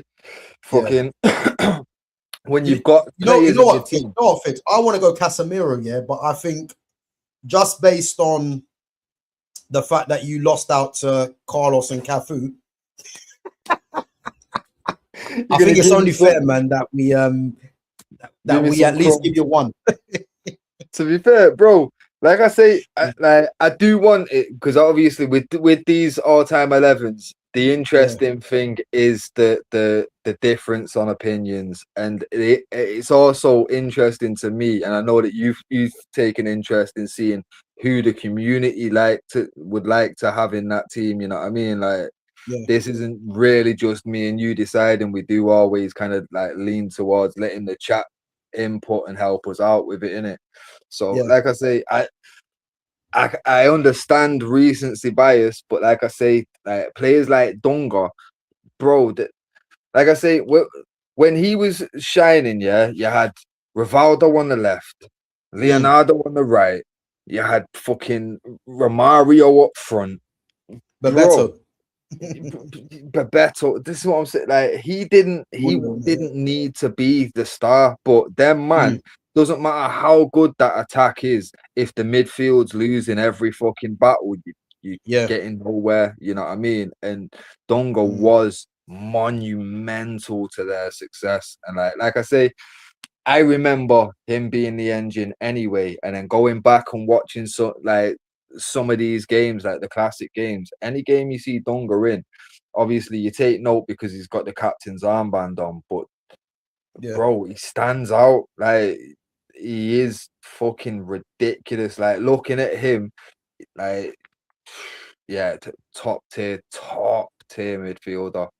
But I do love Cass in it. I love Cass. Obviously, fucking his time at United, fucking I've grown to appreciate him even more in it. But the impact that Dunga had on that squad, like you couldn't take Dunga out of them Brazil squads and them still succeed. But I feel like you could take Casemiro out and it'd be about the same. You know what I mean? Bro, as I said, I mean, I can't believe Cass will get left out, but I think you be fair, Dunga does deserve a shout, man. I'm not even gonna say he doesn't, you know, and he'd actually be the captain as well. Yeah, he'd actually be the captain. But that's what I'm saying. I feel like this position, if it's down to Cass or Dunga, I feel like this position goes captain anyway, don't it? Wait, one sec. He was captain in the time of rampant racism in Brazil. I think he was elevated because of his skin color, to be honest. Listen, we can't just ignore that he was actually a decent player as well. Nah, that's what I'm saying. Like, to a certain degree, these things do play a part, bro. But like, nah, man. Especially Brazil have always put their top strikers and top attacking players up on a pedestal, regardless of skin color. You know what I mean? You go all the way back. You look at Pele all the way up. Like there's only been, for me, of recent times, there's Kaka that's not been fucking like of color. You get me? Everybody else has had some kind of black in them. You know what I mean? So nah, man. Like I'm not having that. Dunga was elite. I'm not just saying that he was captain because of race. Like listen, let's just get this over and done with, man, so we can move on to the interesting one. I'm happy to go with Dunga in it. You know, I mean, it would be Casemiro for me, but I think we have to remember Dunga, because Dunga wasn't a hatchet man like Graham Souness, by the way. He wasn't. You know what I'm trying to say? But yeah, he was instrumental, man, whether people like it or not, when Brazil won that World Cup. You know, I'll be a fool to say he wasn't, because he was. So I'm happy to go with Dunga. And because obviously we're both on the panel as well, we're both going to agree on Dunga. So I'm happy with that one. You know, Fitz can at least get one in. We can at least give him that, you know. Yeah, man. Because, you know, if he goes to a vote, these pagans are only going to have me over. Well, Nish fan had he had Casemiro anyway, innit? Yeah. So, I already knew it. I knew I'd be outvoted if it went to it. So I appreciate that, bro. Yeah.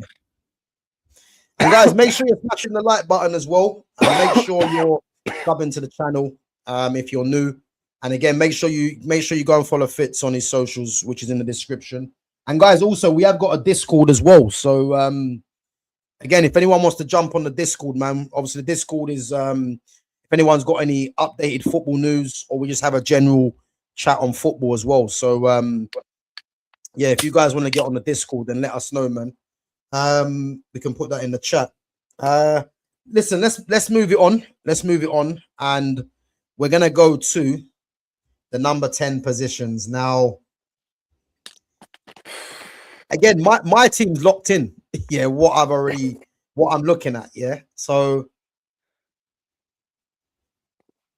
yeah, I've got my team locked in. Yeah, but I just got a feeling someone's gonna be left out. But we'll cross that bridge anyway. Yeah. So, bro, these are all the number 10s that we're battling with. Yeah. And I'm telling you now, some of the talent that this country has had, I mean, Ridiculous, these guys are from a lab. Has to be, bro, because it makes no sense, really. It makes no sense. I look at all these attackers, yeah, and all these attackers will be the best players if they were English. They'll be starters. Like, it's embarrassing, yeah. So let's go. So you got Janino. If you remember Middlesbrough's Janino Paulista.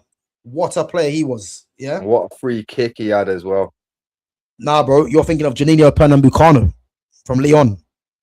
No. That's what you're thinking. No. Janino that played for Middlesbrough. I was at Old Trafford when he fucking scored a free kick against us, bro. His free kick was naughty, bro. Oh, serious? Yeah, man. Like Okay. I think they beat us 3-1 or 3-0, something. Like we lost he was against Middlesbrough anyway. I was fucking He was fuming. disgusting, man. Him and Ravanelli. Yeah, bro. I think it was like my first league game as well, man. I was fucking Oh, was it? fuming. Yeah, man. But yeah, he bagged a naughty free kick, and I've never forgot it. Listen, he was Obviously, ridiculous. the fucking other Janino, like that was the free kick master. Like let's Pernambucano for Leon. Yeah, he was bro. a joke. He was Man. ridiculous, man. But Middlesbrough's one of Again, yeah. I don't think he was a great player, though. I just think I only put him in there really because of the free kicks. If I'm serious, because when I'm putting him up against all these others, he's nowhere near it. You know what I mean? Yeah. Nah, but it just shows 100%. the amount of talent that they've got. But it also shows you how good he was at free kicks. The fact that he gets put into a convo with these type of man purely off his free kicks. Like, Niche fan saying Janinjo was good, but Xhaka has to get in. I listen. There's no Xhaka. Xhaka's from Switzerland. I think I know what he's talking about. I think I know what he's trying to get across, but fucking hell, bro.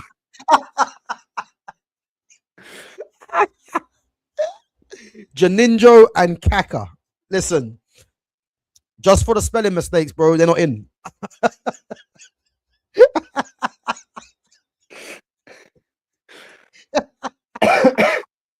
And I wouldn't even mind. He's taking the piss. I wouldn't even mind. The one that he really wants in was so well known. I don't understand how you're adding in extra letters for his name, bro. Like, bro, it shows he don't really want him.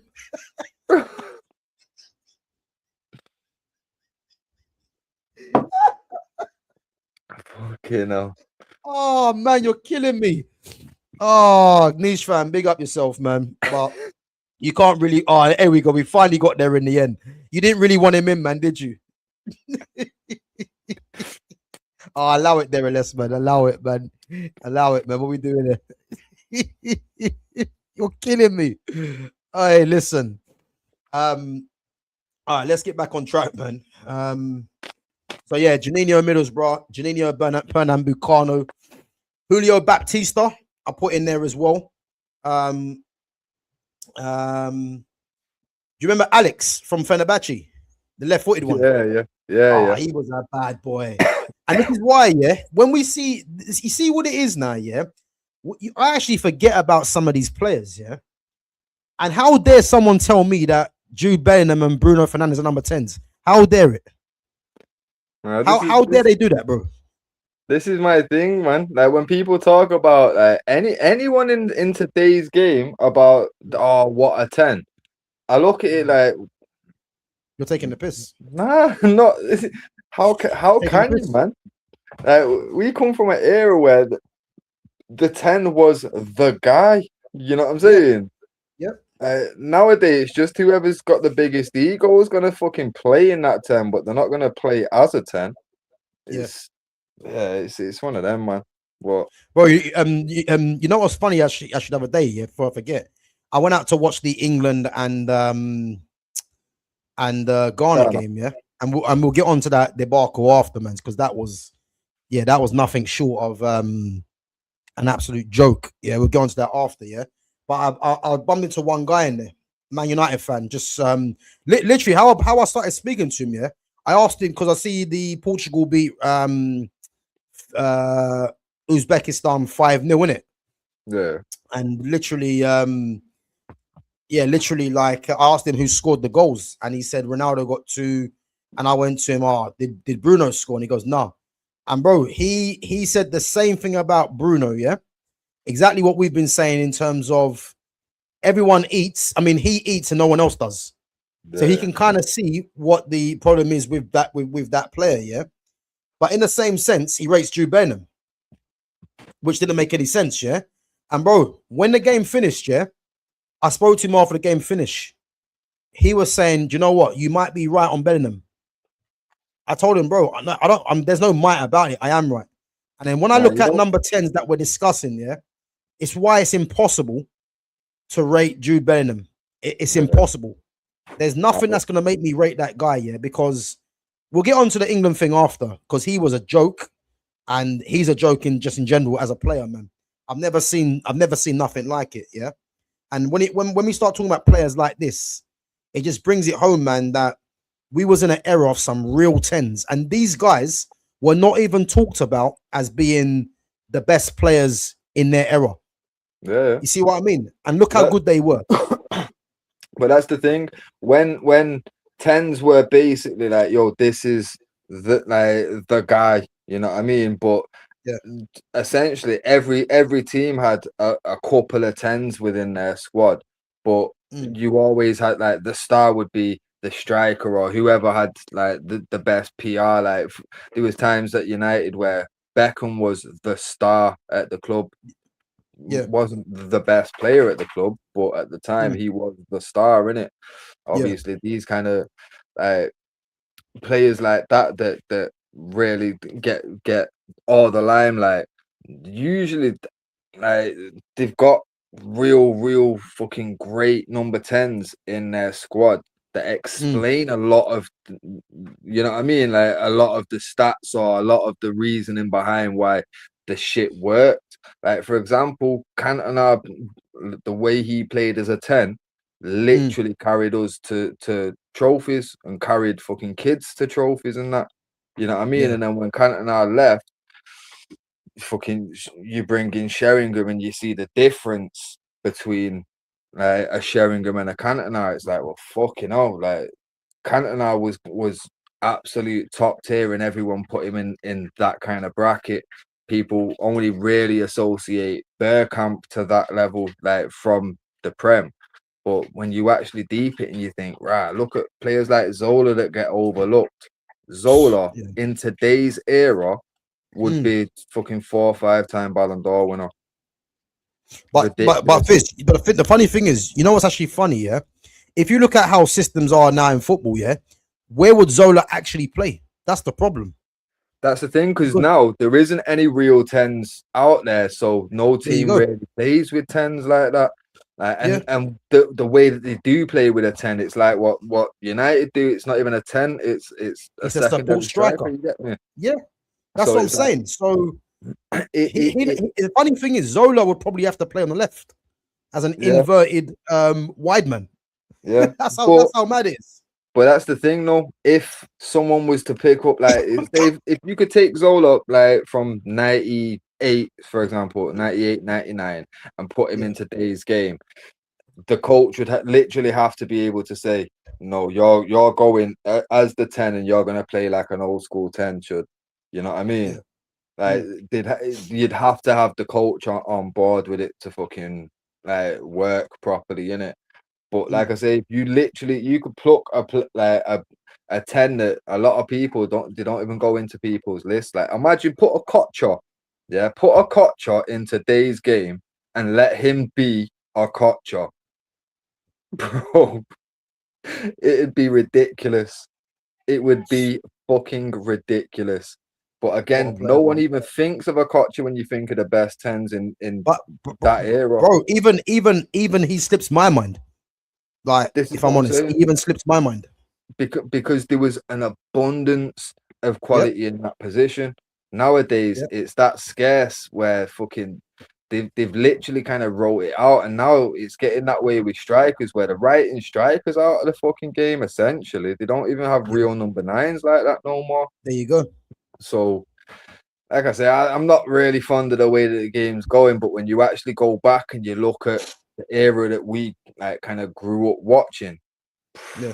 fucking ridiculous, bro. And like I say, you could take someone that back in the day just was a standard 10, a mediocre 10, a Matt Letitia. Back in our day, he was a nothing 10. We all knew he was good, but he wasn't anyone's first signing on FIFA or any shit like that. You know There what you I mean? go. There you go. But put Matt The guy played for Letitia in England. The today. guy played for England B team. You know what I mean? So I'm And bagged the saying, hat bro, trick.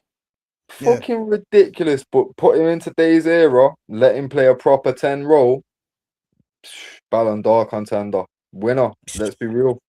You know what I Bro, mean? listen, he was an absolute bad boy. But again, this is why, man. It's just we're in an era now, man, where I just don't rate this era of football, man. I just don't rate it. Just Yeah. don't rate But it you not know one what? bit. There's players that I like, but when I look at some of the players that are from the past, man, it's too hard to rate a lot of these players, man. That's the actual truth. Yeah. But that's the You know what thing, I mean? though. Recency bias kicks in with a lot of things, and like I know a lot of people, short Yeah. memories. Like they don't like recency bias comes into it. Like I say, with the Cafu Alves, people are more likely to say Alves because they can remember more of Alves. You know what Yeah. I mean? Cafu, they Mm. might have a few core memories, and that's it. Yeah. So it's one of them people forget how good it actually was. And then they start making up excuses for it, like, oh yeah, it's because they were playing against people that were getting pissed on the weekend and this, that, and the next. Is that nah, man, nah, that's that. It's almost like everyone just going along with the media spin of how the game's just better and better every season. You know what I mean? But Yeah. like we back to what you were saying with my man in the pub where he's saying like all that about Bruno but couldn't see it with Bellingham. That shit there's just Yeah. down to he watches United week in, week out, and anyone with eyes can tell you this is a problem. Yeah.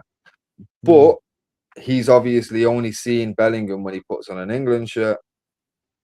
You know what I mean? Yeah. And off them But few what the times. thing is, what he was saying to me, yeah, is so well the first thing he said to me, which is what I knew he was gonna say, was when Bellingham scored them goals for Real Madrid.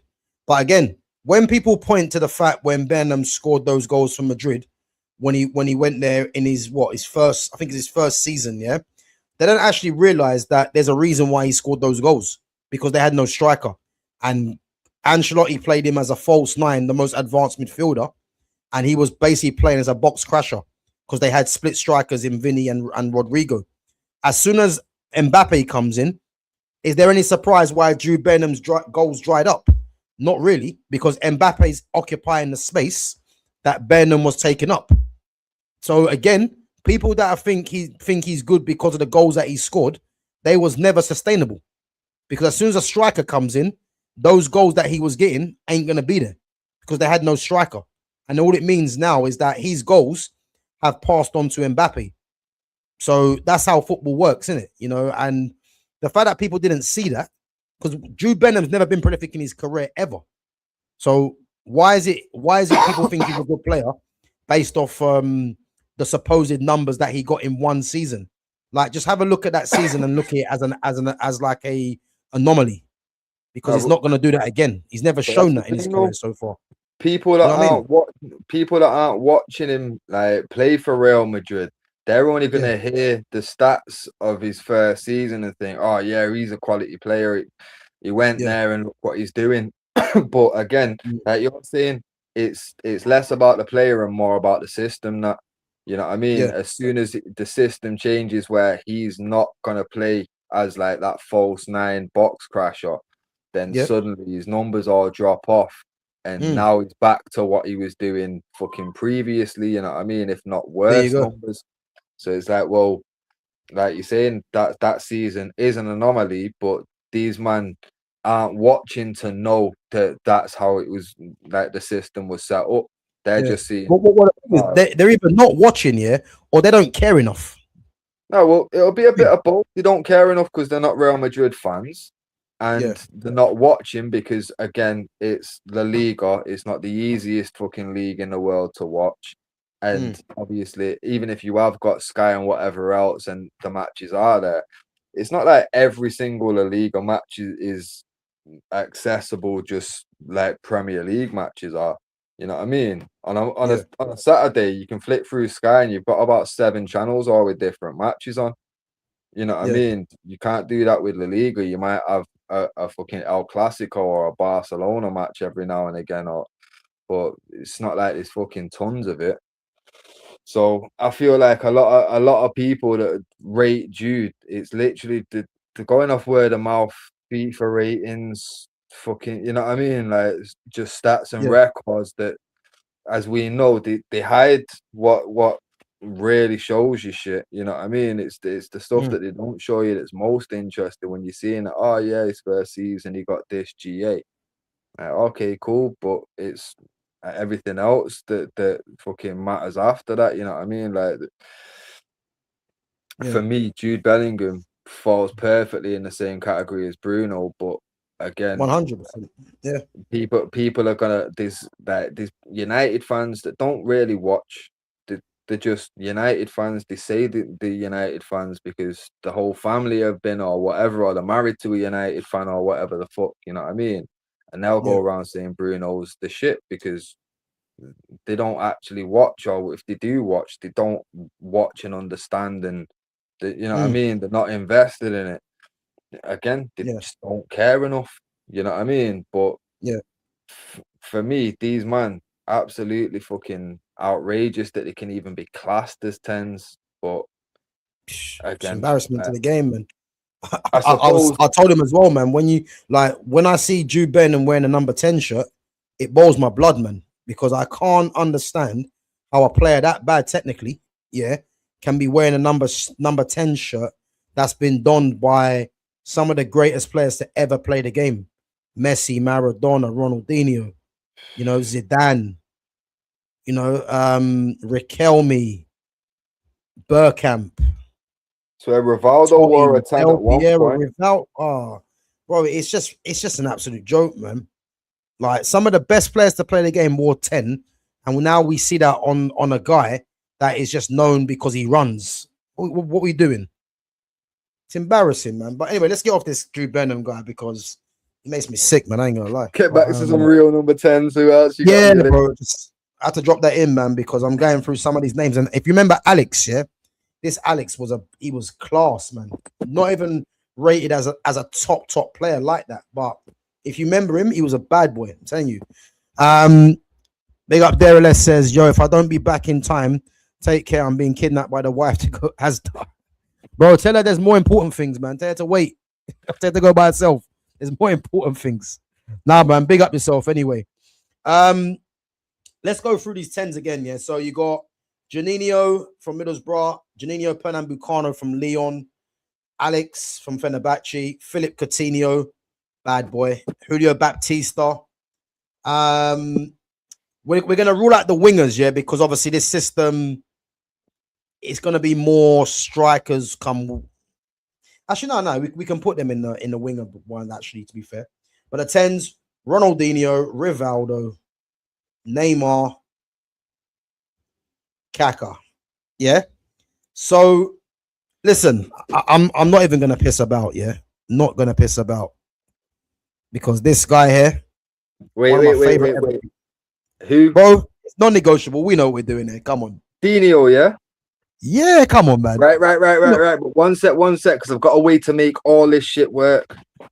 But I've got it in my head already. Well, you put Dino right. Right. So the way the thing is, let's not ruin it, yeah. But I've already worked it out. All right, because all I'm gonna say is 2002 World Cup. That's Dino was on the right, so we can get away with that because he won a World Cup on the right for Brazil. So I'm just letting you know. Yeah. Put this way, yeah. The next 4 positions I've got sorted, but I know. Niche fan, listen, we're gonna get onto some England talk afterwards, yeah. Let's just get these players in because we're gonna lose track here. So the next 10 for me, let's just narrow it down, yeah. Because I know Niche fan wants Kaka, yeah. So for me, it's out of. For me, it's out of Rivaldo, Kaka. Yeah, Rivaldo and Kaka. I'm going Rivaldo. Well, like I said, for me, Yeah, go on. I I had in the middle Kaká and Neymar because I have my left and right panned out in it. Yeah, But well, to be fair, I think we're doing the same thing, yeah. but that's what But I'm saying. we've got it in If you've different got the positions. same four guys in mind as me, I don't care Yeah. where they go. Just get them on the team sheet, innit? So are All your right, all four? right. Are your Yeah. four Dino, Rivaldo, Kaká, Neymar? Nah. Where do you differ? Should I put the players in now? No. Well, just tell me your four. Right. So can my work. four is the 2 10s are Ronaldinho and Rivaldo. Right. Yeah. My front three is Neymar on the left, R9, Adriano on the right. Going So Adriano Kaka on the just missed it right. out. Well, I had to get Adriano in, man, because we ain't got no two up top. So I had to get him in. I hear it. I like inverted as well. So I hear it, but okay, no, that's a bit mad. That because I was essentially going with Dino on the right, Rivaldo on the left, and get Neymar and Kaká in as the 10s. what, and leave out Adriano? We had to on one of the other teams for R9, didn't we? But my thing is though, all right. So that means because obviously no Robinho, no Denilson, yeah. And let's see the other names that are in there. I think I put some other names in it for banter. If I'm honest, yeah.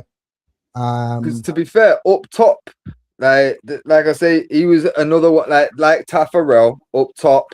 Romario technically can get into this team. You know what I'm saying? But he wasn't there long enough to. I'll be honest, yeah. I'll be honest, yeah. I've got names like Luis Fabiano, Pato, Firmino. Yeah, I just put them in there. Romario, yeah. It's either gonna be Romario, Adriano, or Kaka for me, which means obviously no Robinho, no Denilson, no Vinicius Jr., no Zé Roberto, bad boy. Yeah. Bad boy, yeah. He's a bad boy. I mean, listen, let's just put R9 in the middle because get R9 on there because I don't think we're gonna ever disagree with R9 being the striker. Wait, unless it was Andy Cole. Yeah, well, that's where there's a conversation to be had, brother. But luckily, we're not gonna have that issue unless we just do an ultimate all-time with everyone available. But at that point, it's gonna be a fucking nightmare. So look, I think Niche fan's going for the same thing as you. Look, he's gone Kaká, Rivaldo, Neymar, R9, and Ronaldinho. So I'm taking Adriano ahead of Kaká. Yeah, you're basically taking out Kaká and trying to accommodate another striker onto that, innit? Yeah, but that's what I'm saying. For me, like I know Kaká could go out on the right, you know what I mean? So it makes sense for him to go there, but that's why I was like, initially I'm just thinking, well, Dino won a World Cup on the right. Yeah, so I was basically going with the 2002 idea of Rivaldo left, Dino on the right. So basically I was basing my wings off 2002. Yeah. You know what I mean? Yeah. To be fair, I was basing my whole back, like my both flanks was gonna be based on 2002. Carlos Cafu, Rivaldo, and Dino. But like I say, the way that I'm doing it, is I'm purely doing it based off of inverted. Yeah. Now, well, so if we're gonna go that way, that's what I'm saying. It's not like Adriano had the pace where he could play on the wing, and he's a fucking tank as well, so he's not gonna get bullied neither. Bro, I just had to get him in there, man. I hear it. Because if we had two strikers, he's there.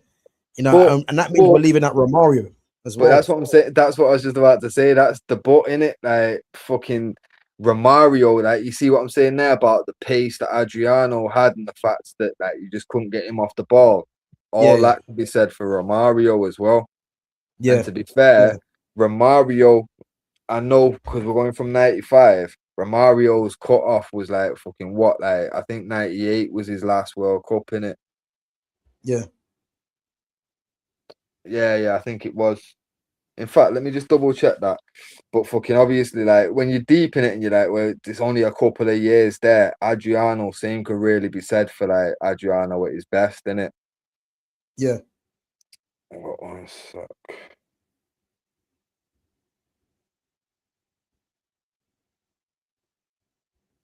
So niche fans saying what I'm saying. Look, drop Kaka and then put Adriano in. That's exactly what I'm going with. I couldn't leave Adriano out, man. Couldn't leave him out. Oh shit, Romario actually played international football till 2005. And Romario, yo, fucking one sec. He won the 94 World Cup and also Mm. won the Golden Ball for that World Cup. Won two Yeah, I Copa remember. Americas as well. Yeah, Bro. Yeah, if we're getting dropping Kaka out and we're gonna go with fucking inverted on the wing, we've got Romario and Adriano that could I think because but the only problem is Romario was left-footed. no, Romario was right-footed, isn't it? Sure. Yeah. So it means either you're gonna play Rivaldo on that side. No. Yeah, Romario, Bebeto, Edmundo. No, I think if we're going inverted, I think it's gonna have to be Adriano then, innit? But I do Come on. feel dirty leaving Romario out of this team as well, though. You know what I mean? Like, Well, I do, man, but it's Adriano can't be left out, man. I'm sorry. He can't be left out. This I guy hear was a it, demon, man. but you know what though? I will like to just pitch an idea of, and I think you'll shut it down immediately. Go on, But man. you see, if we if we dropped out Neymar and fucking put Romario on the left, Adriano on the right, and What, bro? What, the record goal scorer for Brazil? You sure? I hear it, but can you imagine a front three with inverted Adriano and inverted Romario and R9 in the middle? Bro. Sorry, I say guess that again. Say that again. so if you've got Adriano on the right, yeah, R9 in the middle and Romario on the left with fucking Rivaldo and Ronaldinho behind him. Nah, Bro. I could. Yeah, yeah. No. But the thing is, that's literally the same team, but you're just taking out Neymar for Romario, isn't it? Really? Yeah. Literally, like, because I'm just saying, because obviously, like, I'm on board with going with Adriano on the right over Kaka, but since we've done that and we've not actually put Neymar on the left yet, I'm just saying Romario, because Romario's pace was disgusting. And then He basically was sharp. you've got the three top dog strikers all in the team. You're sacrificing Kaka, who's Ballon d'Or winner, top player. Yeah. Like fucking hell, if we're sacrificing one top player, I'm just throwing out a pitch of sacrificing Neymar for Romario, because that's not like it's a downgrade. And then that makes that front three all strikers. I'm with Niche fan. Niche fan saying Neymar carried the team on his back for years. No, Bro, I can't leave Neymar out, man. I fully hear it, but this is what I'm saying. Don't get it twisted. People fucking go on like, R9 fucking ridiculous. Yo, that 98 World Cup before the final, he had 4 goals. Yeah. You know what I'm saying? Like, fucking, who do you think was carrying them in 98? Because it wasn't R9. Even though he was the poster boy for Brazil at that point. Yeah, wasn't him Romario, carrying them. innit? Yeah, man. And he was like I say, he won the Golden Ball in 94. when they actually won it. You know what I mean? And he was there in 02 when they actually won it. So what are you saying then? Take out R9 and put Romario in? Nah. You can only take out one guy for Romario, bro, and it has to be the guy that's still playing now. Because obviously the argument will come. I'm not comfortable with that, then I'll tell you that for free. That's what I'm saying. I feel like you'll push back on it immediately, but all I will say is Romario, absolutely fucking ridiculous player, and look at the era that he did it in. And like I say, it surprised me that he only fucking retired from international football in 05. You know what I mean? So it's like, well, fucking up. My man was there for a heap of it. All success as well, you know. You can't sleep on that, because like I say, yes, Neymar has carried the team on his back, but what have they actually won with him carrying them? I knew that combo was coming. Should we just put what's name in there and Rivaldo? Rivaldo's definitely gonna be there, isn't he? But that's what I'm saying. If you put Rivaldo in at the 10, that leaves that space where, because like I say, if you've got Adriano on the right, who didn't actually play on the right, he's just got the pace, and on an inverted one, it'd work. Same could be done for Romario, because obviously Stoichkov would be out on the fucking left for him back in the day, innit? Yeah. So it's one of them.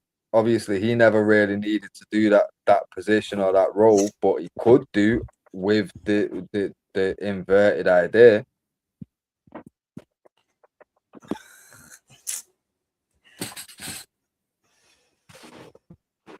For me, yeah, there's no. I think Kaka was a bad boy, but I think Kaka, Rivaldo, Neymar. I'm gonna say Kaka third. And again, Kaka's a Ballon d'Or winner, man. So it just doesn't feel right leaving him out. No, I hear it, but that's what I'm saying. Like the only reason why I'm pitching Kaka against Ronaldinho, basically.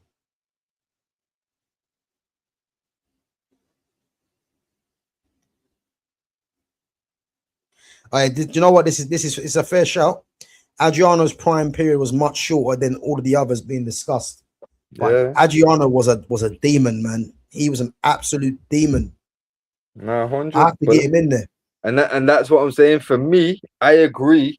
Prime Adriano, like on the right, inverted, I can see how that could work. And that's what I'm saying. For me, leaving Kaka out, that now opens the door for me to say, well, if you're gonna leave Kaka out for Adriano to play in a position that he never actually played, just knowing it could work, same thing could be said for Romario and Neymar. And like I say, with Romario, carried the team same way Neymar did, but when he carried them, much more successful. And like I say, the era in which that he did it in, from fucking like, he's done it from the late 80s all the way into the mid 90s. Bro, that's some serious talent that you're having to compete with there. You know what I mean? But what I would say though, this Brazil team with Adriano, there's no player like him. So if we're gonna put teams like the best national teams up against each other, I actually think Adriano swings it, because I don't think there's not one player in all these teams like Adriano. No, I hear it, but this is the thing though as well. Like, bear in mind, if Romario with his pace and his attacking prowess, so to say, like my man, if he came through today, where would he play? Who's that? Romario. If he came through a youth system today, exactly the same way that he was back then, where would his position be? Play inside left. And this is where we've got an open spot.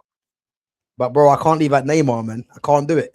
I hear it, but like I said, to be fair, like I said, you're better off. You might as well bang Rivaldo next to Dino in the 10, because he's definitely like Rivaldo. I'm happy with that. Yeah. So bang him in there, get that one out of the way, because then we've just got the left, and it's literally it's Neymar or Romario essentially, in it.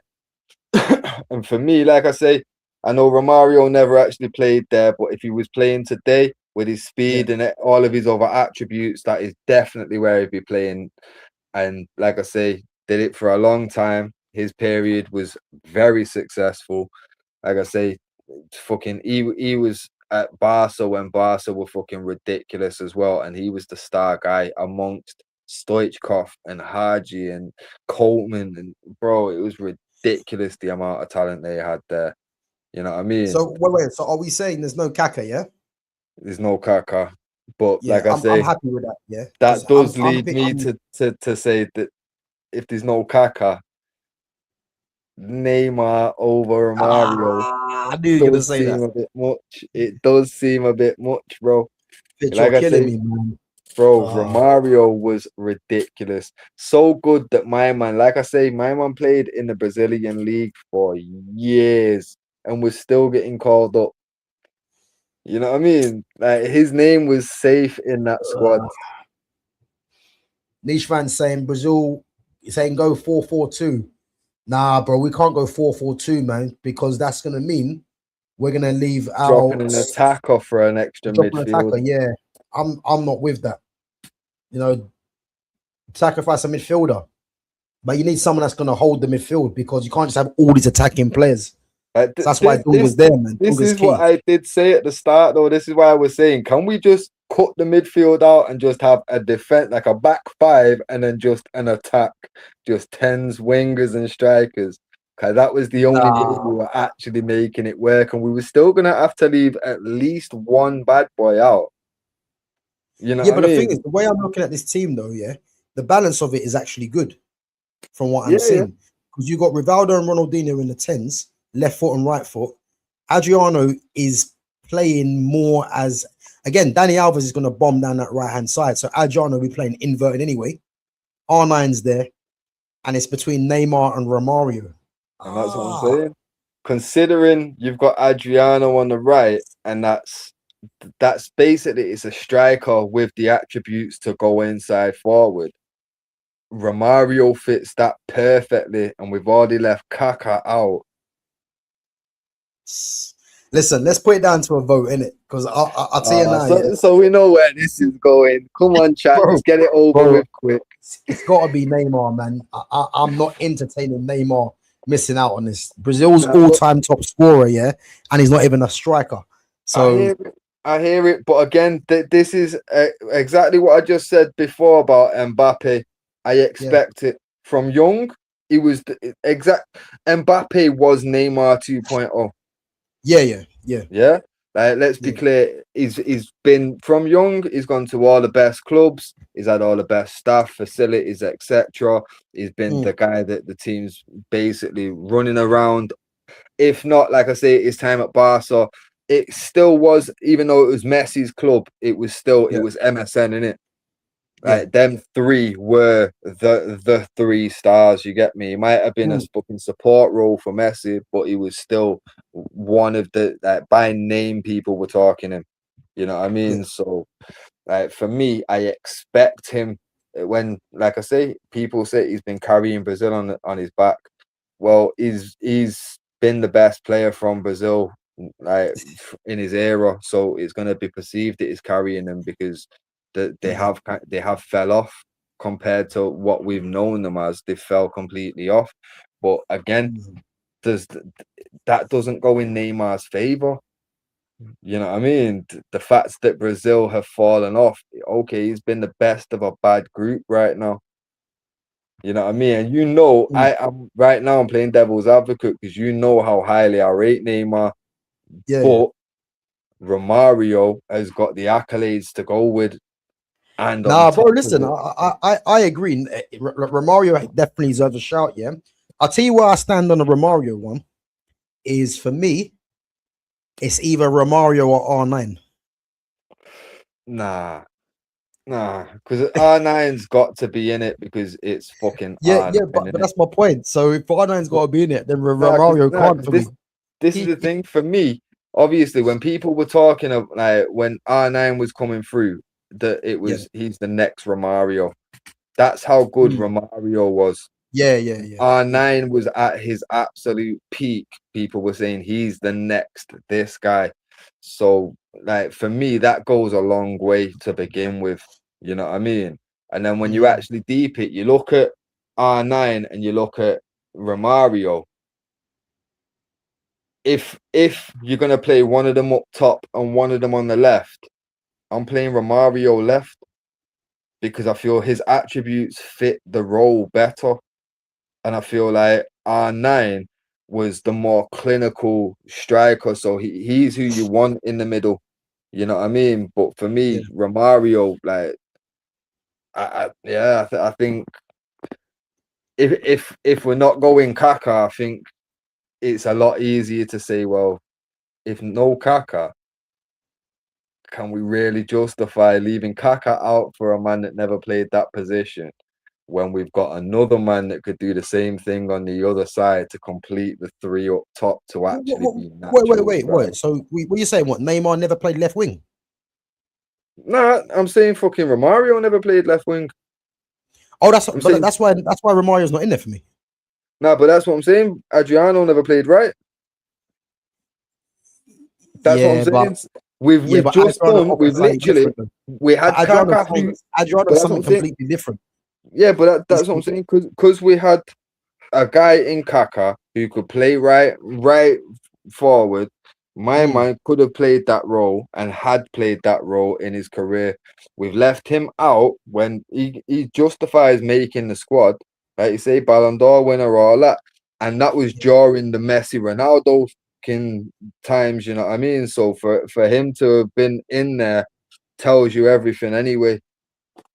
But like I say, to leave him out for a guy in Adriano who never played there, just knowing that the attributes will fit well, knowing that we've done that on the right, I feel like that's the way we should go on the left by putting Romario there over Neymar, because even though Neymar's played left, realistically, Romario could play left. If you come through today, he probably would play left. And realistically, when you look at the two careers, Romario was more successful, club and country.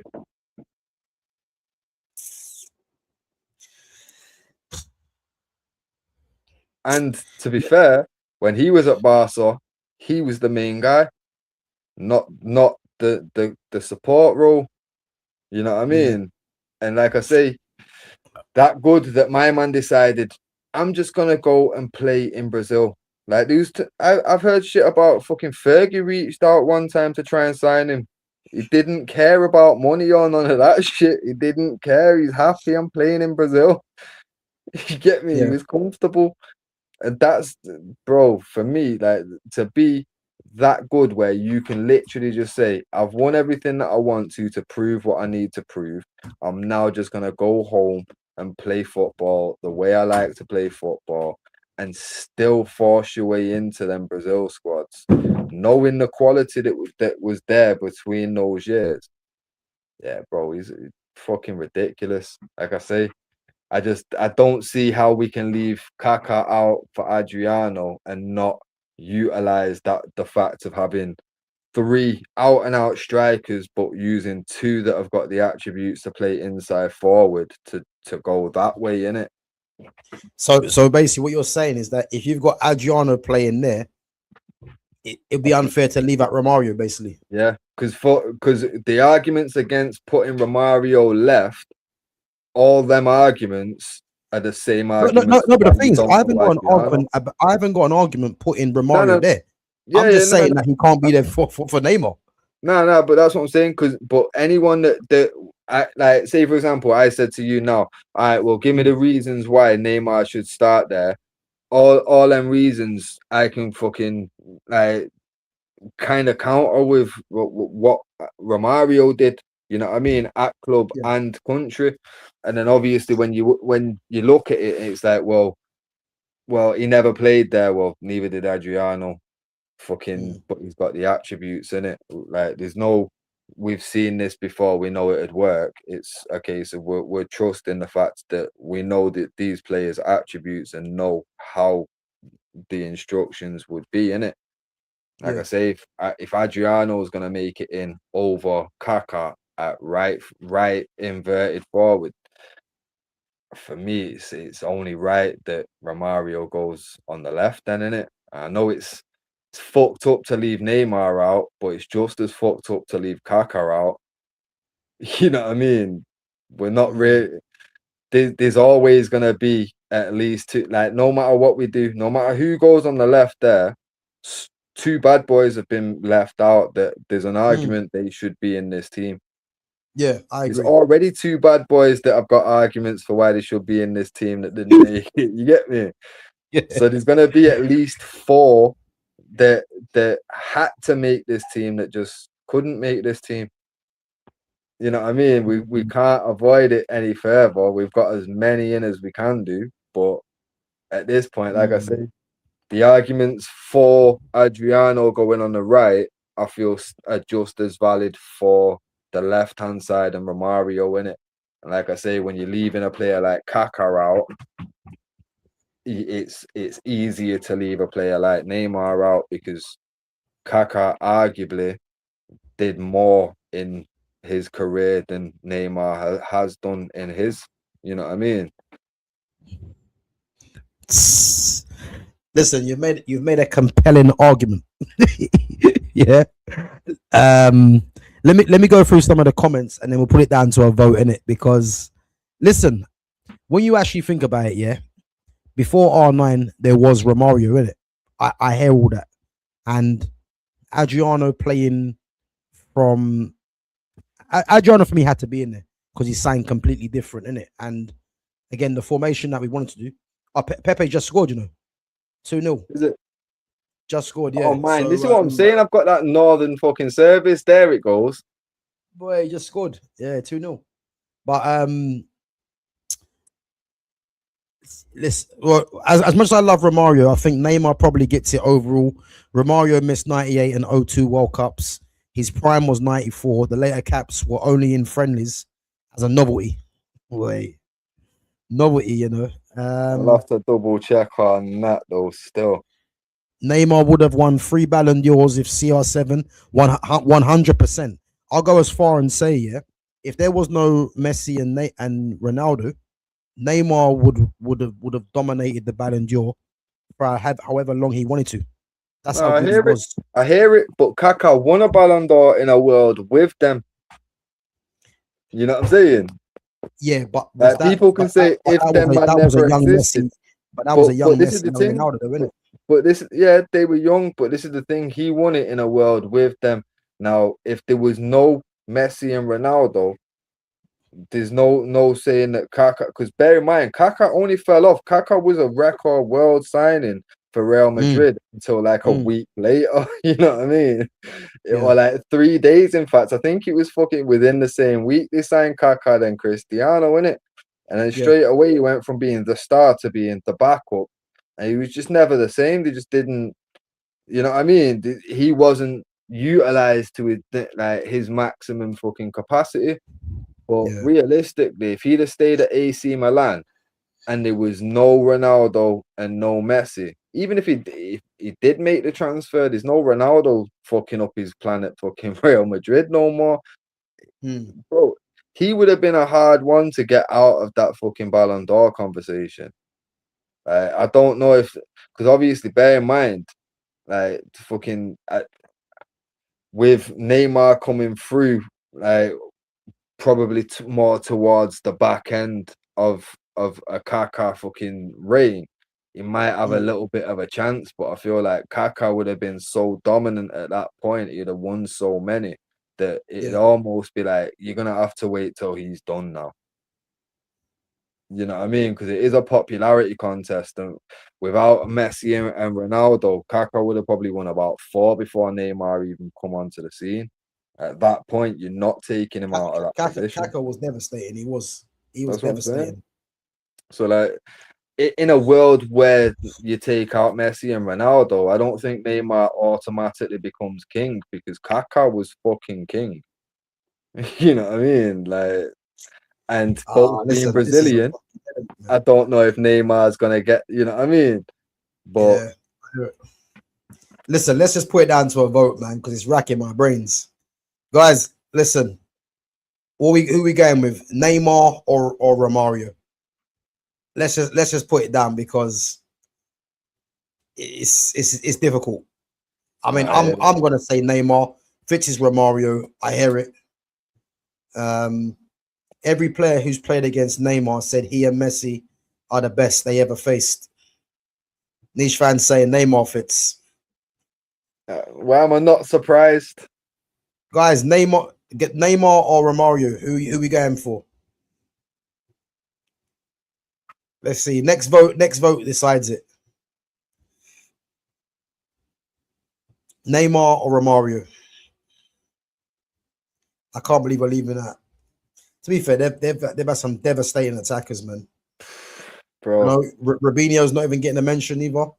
To be fair, I did write Robinho down, but because you give him a mention, I thought I won't even touch on it again. Cause every time there's a chance to waffle on about fucking Robinho, I always do it in it. Like he was quality, but he was. Just not. He's not getting into this though. Like this. Yeah, this level is unplayable, man. Like literally. To be fair, there might be 2 players from 95 onwards that could potentially get in this squad, and one of them's a goalkeeper. Fucking I'm saying like obviously like that didn't play fucking for Brazil, innit? Like for me, the keeper, like you'd probably like Buffon, you definitely take it over fucking Julio. Oh yeah, of course. But again, I wouldn't necessarily swap him out. If I wasn't a United fan, I might for Schmeichel, but no guarantee. And there's no guarantee about Van der Sar either. You know what I mean? Because Julio Cesar at his absolute prime, it's hard to argue against, innit? But you take his absolute prime and Buffon's, Buffon, you're still taking it. And obviously, there might be one more, like a centre back. You know what I mean? But it'd be hard. It'd be hard, like a Maldini maybe or a Stam. You get me? But again, I don't even know with Lucio and Thiago Silva there. Like that's so strong. Like it's sticky, bro. But I think it's looking like it's Neymar. Looking like it's Neymar. Fuck you all, innit? But yeah, like I say, I think it's safe to say I don't think there's any attacking player from 95 onwards that gets in this team above any attacking player that we've, you know what I mean, except let's just go through it now, because I mean this is probably the best assembled team. I mean, what is the weakness in this team, would you say? No Cafu and no Carlos.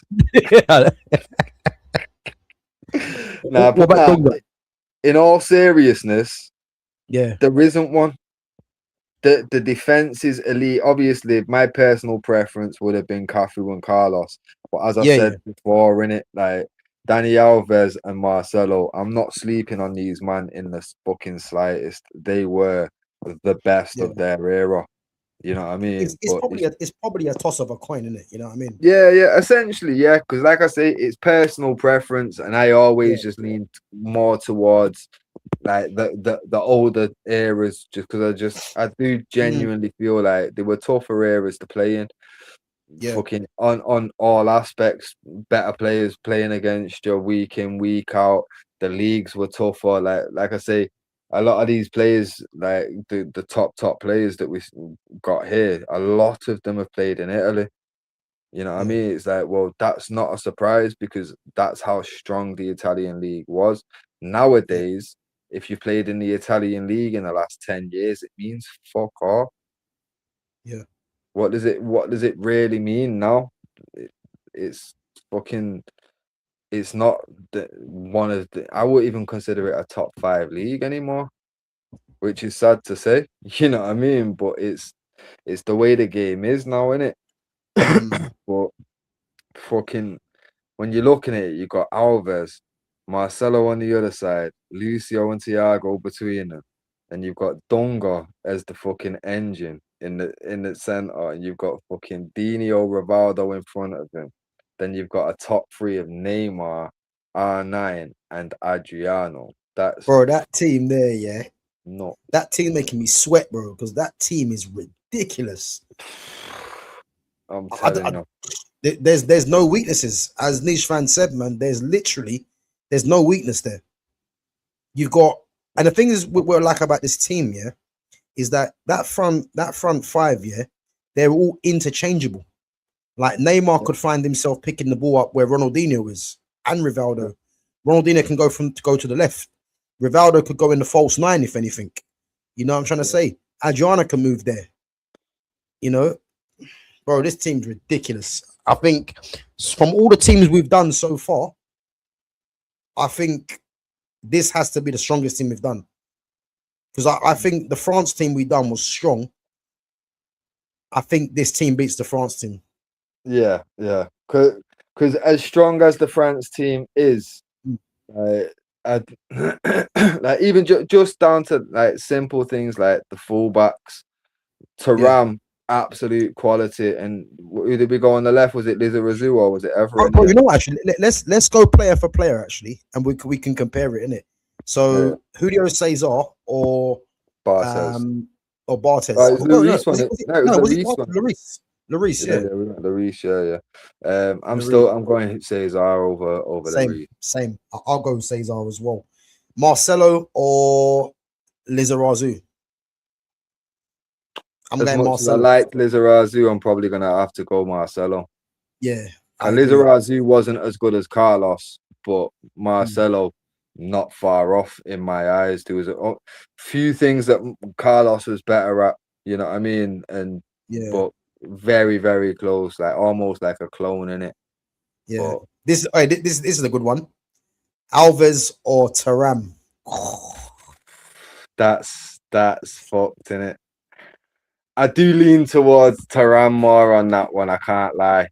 But I would not argue Alves neither, you know what I mean? Because the only thing I would say, yeah, is a niche fan said Thuram, and that's the thing is, I think where you can separate both of them, Thuram was better defensively, Dani Alves was better attacking wise.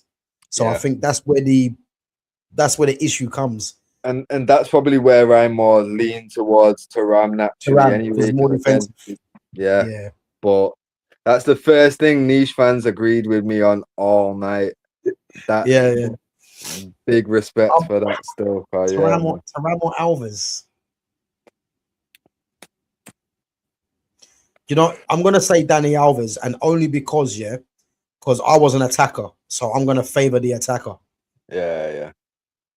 But Thuram was a beast, man. He was ridiculous. Thiago Silva or Desai. No, actually, no. Wait, who did we go centre backs? We had Blanc and Desai. No, it wasn't Blanc. It was It was because it come down to Blanc or Leboeuf, weren't it? Nah, Leboeuf got eliminated. It was it was Abidal. We had Abidal. Abidal, that's the one. Abidal, yes. So Lucio or Desai. Oh, Ecuador just scored 2-1. I think I'm gonna have to say Desai, you know. Over Lucio, yeah? Yeah. But only just. Yeah. But that's personal preference for me, that one. Yeah. Thiago Silva or Abidal? I think I go Silva there. Yeah. But again, Abidal was good though. It was very good. Quality, but that's what I'm saying. That one's a bit easier to answer, but it's not as clear cut though. Yeah. Dunga or was it Vieira we had? Yeah, we have Vieira and Pogba, didn't we? Vieira, Pogba, and Zidane. All right, so Dunga or Vieira?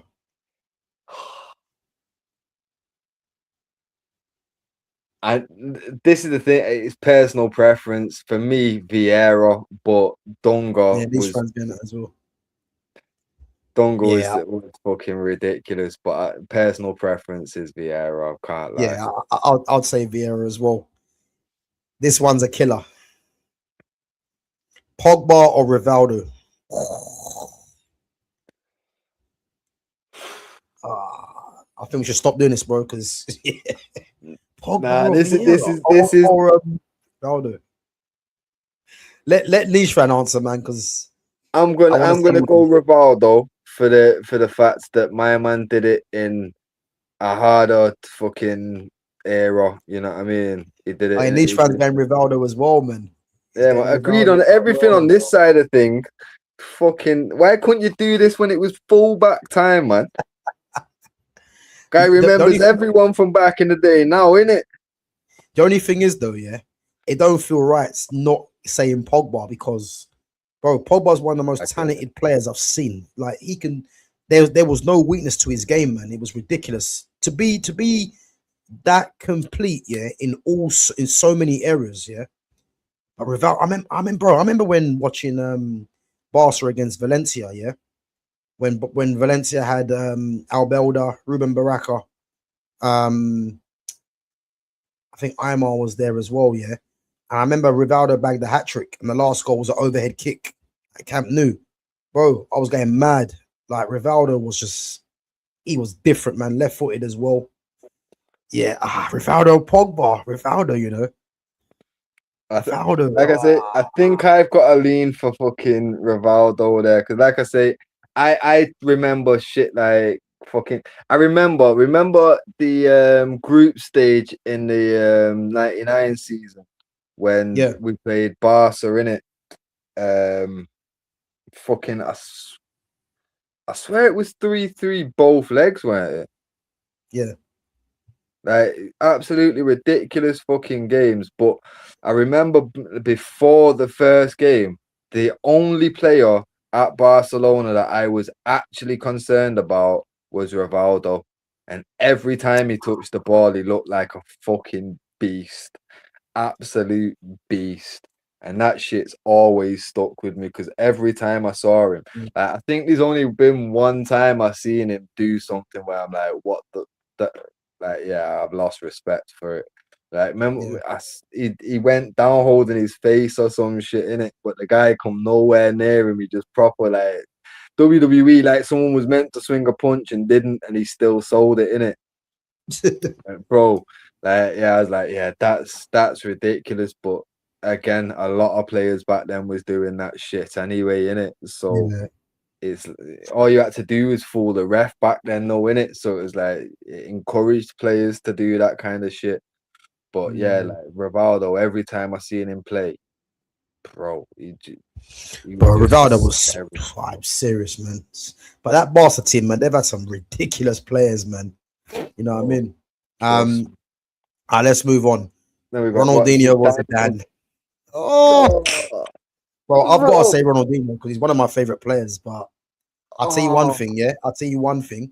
That World Cup when Zidane was mugging off Ronaldinho, R9, Kaká, he was bro. possessed. It's that bad. I've got to ask which World Cup was that because that brother fucking did that in fucking multiple. It's the one, yeah, where he headbutted Materazzi. What 2006? Yeah, it's when Italy won it. Yeah, bro, Yeah, that yeah. World Cup there, yeah, he was possessed. He was just taking. He was doing whatever he wanted, and that Brazil game, yeah, I think that's the game, really, yeah. And it doesn't even feel right me saying Ronaldinho over Zidane, but Zidane showed that day who's the boss because he Yeah, was flicking it over even R9's head. It didn't make sense, bro. R9, Ronaldinho, and Kaká didn't know what time it was. Zidane was nah, playing his own game. trust me. No, but that's the thing. Mm. Zidane was fucking ridiculous, but Oh, he so was, man. was Dino. You know what I mean? Like that one's so Yeah. tough because it. Bro, Niche fan saying Zidane, yeah. I'll tell you now, I can't back against Ronaldinho, man. So You know what? Yeah, I am leaning more towards Zidane, and it's mad because that's another one yeah, me and Niche fan have agreed on. We were basically agreed on all of this going through yeah, so far, but yeah. I'm, I am leaning towards Zidane, but I can't actually go against either of them, so I'm not gonna say an actual name, but I am leaning towards Zizou in it, but I can't I hear it. I hear I it. can't fully commit to it against Dino. You know what I mean? I just can't say. Listen, I gotta keep it. I gotta keep it Ronaldinho, man, because Ronaldinho for me, he was more than just like one of the best players, man. He transformed football. You know, the Scorpion tournaments and that was off the back of him.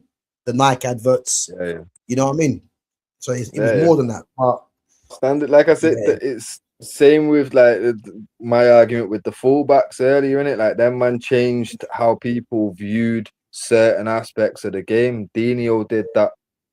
If there was no Dino, there would have been no FIFA Street. there you go. There you go. You know what I mean? He brought that There you much go. skill into the game that they actually created a game off it. Off the back of him. Oh, Madness. Madness. Last three, let's see. Obviously they both play the different sides, yeah. But I'm trying to do it player for player. Ribéry or Neymar?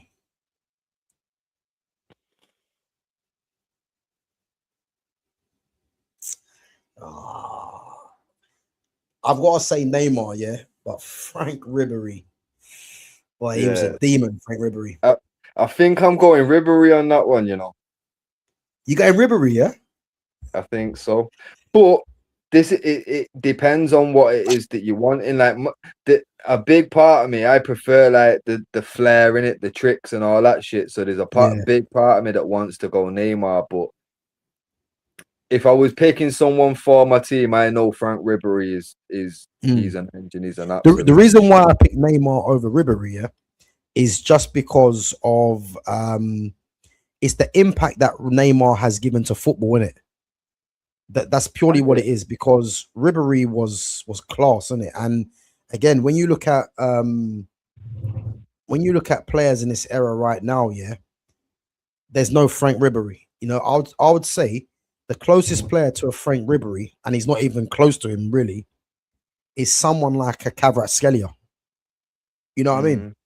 And he's not Ribéry, but Kvaratskhelia is a top player, but Frank Ribéry was class. But I'm purely picking Neymar because the way I view Neymar, yeah, is, well, the fact that Messi and Ronaldo dominated Ballon d'Or, if they're not there, then Neymar does that. So that's how I kind of rate him, in it.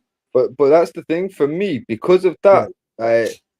I do feel like he's been very harshly done by, because he should have had a massive impact on football. He should have had the same impact that Dino had. Who's that? Who's that? Neymar. Bro, I think he has. I don't. He might even have surpassed it. Nah, I don't think that. Because this is the thing for me. Because bear in mind, when Dino was playing, 2002, he really announced himself, yeah. And from there, he rocked. One sec, let me deal with this dog. I was just knocked in it. One sec. Yeah, go on, bro. Go on.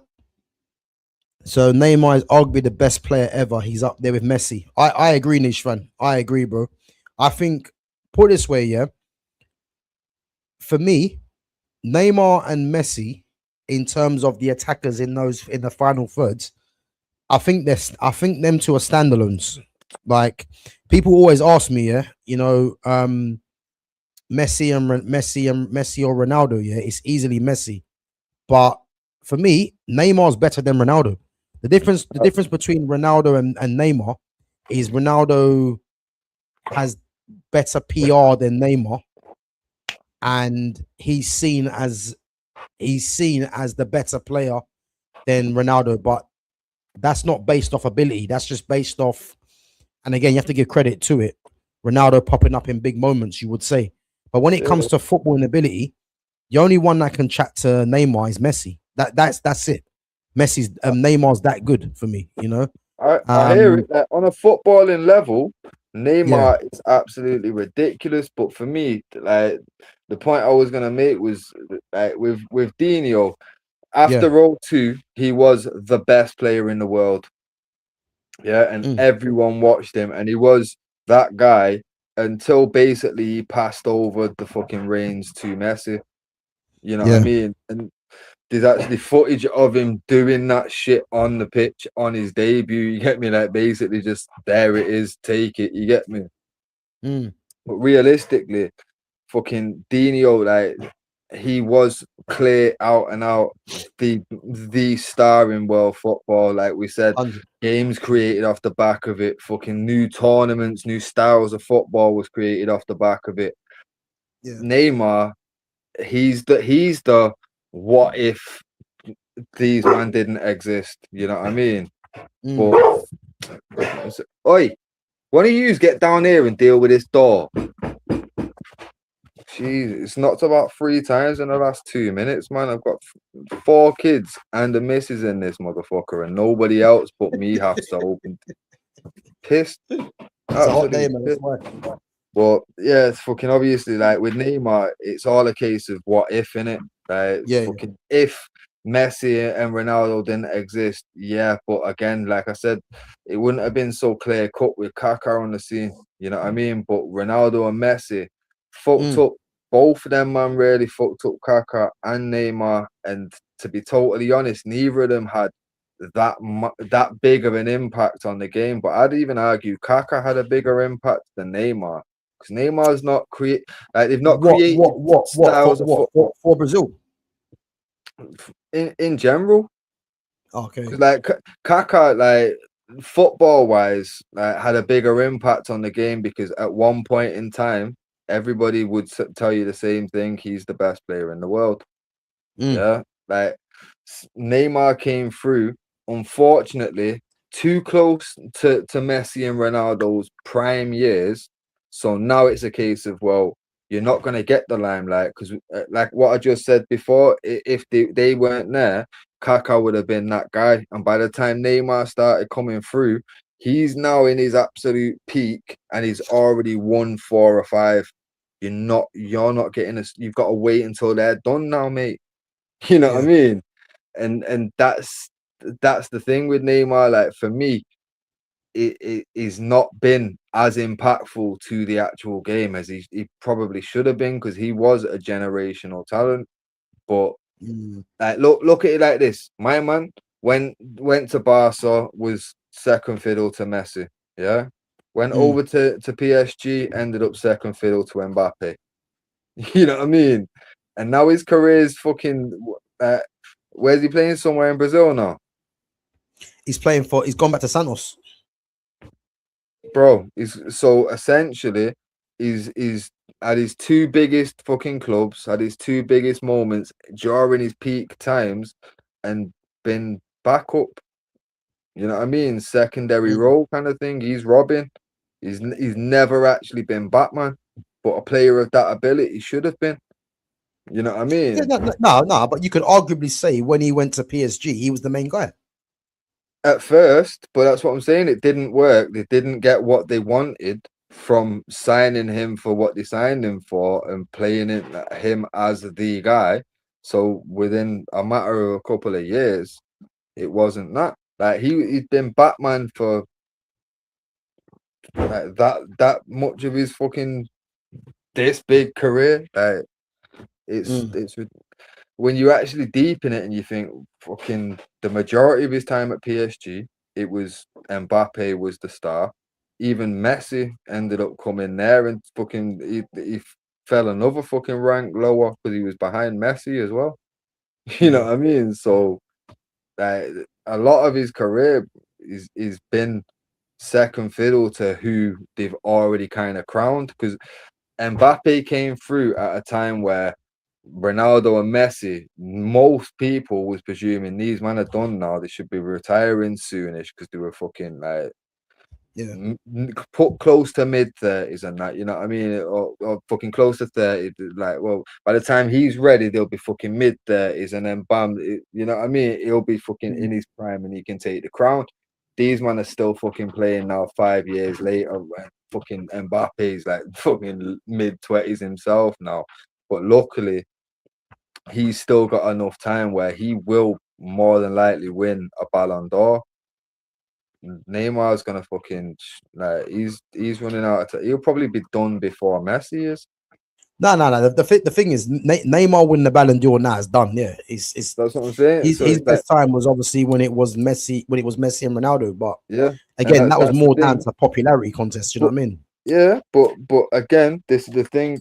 Even if you're seeing it as a popularity contest, you've still got to get like certain things accomplished. Like you can't just put Messi in a Ballon d'Or conversation whilst he's playing at Inter Miami and he's not done nothing. He has to win a World Cup before you can even discuss it.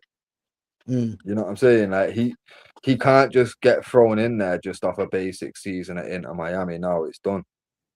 You yeah. know what I'm saying? Like it can't happen. Mm, Realistically, fucking when you're looking at it and you're seeing it like, well, look at Dino. When my man was coming through, he broke through with Rivaldo. You get me? When yeah. R9 was still in the Ballon d'Or conversation. Yeah. And this is just in his fucking national team. When you start going outside of that and you start looking and you've got fucking Zidane competing against you. You know what I mean? Mm, It's ridiculous the amount of quality. Like, but Dino still shone and still had his moment because he was that good. Despite how good anybody else was, he was gonna be better. He was gonna shine brighter. You get me? yeah. Mm, Neymar, realistically, to say that he's had similar like kind of impact to the game as Dino, like nah, it can't be. It can't be because like I say, talent wise, one of the closest to R9 that you'll ever fucking find. Like on in terms of technical ability, mm, just what he could do with the ball, some of the tricks, some of the movement, like absolutely phenomenal. But the impact on the game, like you say, R9 fucking there was a whole FIFA Street series based off what he used to do on a football pitch. mm, Yeah, then fucking they created whole new styles of play in tournaments and fucking all based off the way this guy played and what this guy did on a pitch. And then you look at everything else that he accomplished in the game. Like, nah, his impact was massive, like yeah. massive though. Obviously, fucking Neymar should have because talent wise, just as fucking good and had some of the biggest clubs in the world, if not the biggest clubs at the time, all fucking like onto him. But Mm, unfortunately, he didn't shine as bright as he needed to. Because let's be clear, my man could have still fucking like Mbappe could have won a Ballon d'Or over the last fucking 3, 4, 5 years. yeah. You know what I mean? Fucking, he still like Neymar could have done something where my man could have got himself a Ballon d'Or in the middle of all them fucking Messi Ronaldos. You know what I'm saying? Like, it's not like it was impossible. He just didn't accomplish the shit that he needed to. People will say, oh, well, Brazil kind of fell off. He was the best player. But let's be real, like, Brazil have always had quality players. You know what I mean? And realistically, when you're that good, you see teams get carried. Like, fucking out. Did we not see fucking Modric lift a Euros? You know what I mean? No, no. They, Did we they got not? beat in the final, didn't they? Who did he They got get beat by beat by France in that? the final. Ah, Croatia shit. didn't. Yeah, They yeah, got they yeah, got yeah, they yeah, got beaten yeah, in the World Cup final by France, isn't it? That's yeah, when yeah. Mbappe got two, and Yeah, Pogba yeah, scored one yeah, as yeah. well. But again, Mm, like my man fucking with Croatia, no one was rating them at all. Got to a finals and that same year won a Champions League and this, that, and that. Like, bro, mm, Neymar could have got himself to a fucking final if he was going to carry the team like a Modric has carried a team before, like a Forlan has carried a team before. yeah, You don't even have to win the World Cup as a Brazilian, he doesn't even have to win the World Cup. And he's been at Barca and he's been at PSG with some of the biggest names in world football and didn't win yeah. a Champions League with them. You know what I mean? Like, he just never put it all together in one season. You know what I'm saying? Mm, And like I say, he had every opportunity. And it's almost like the opportunity was given. He didn't take it quick enough or shine bright enough, and then straight away it was like, right, well, we're gonna go in this direction, and you're gonna be secondary role to Messi or Mbappe. Or it's the impact's not been there for me because, like I say, you've got to have more than what. Let's just have a look at what he's actually won, because I know he would have won a few bits and pieces at Barca and a few fucking league titles at PSG. Yeah, just But just while we're doing that, just quickly, just so we get. I'm gonna wrap it up in a minute, but Henri, Adriano for me. Who you saying, Fitz? if we're going absolute peak, it's Adriano. But if it's like longevity, it'd be fucking Henri. But Yeah, in this world, it's always absolute prime in it, so it's got to be yeah. Adriano.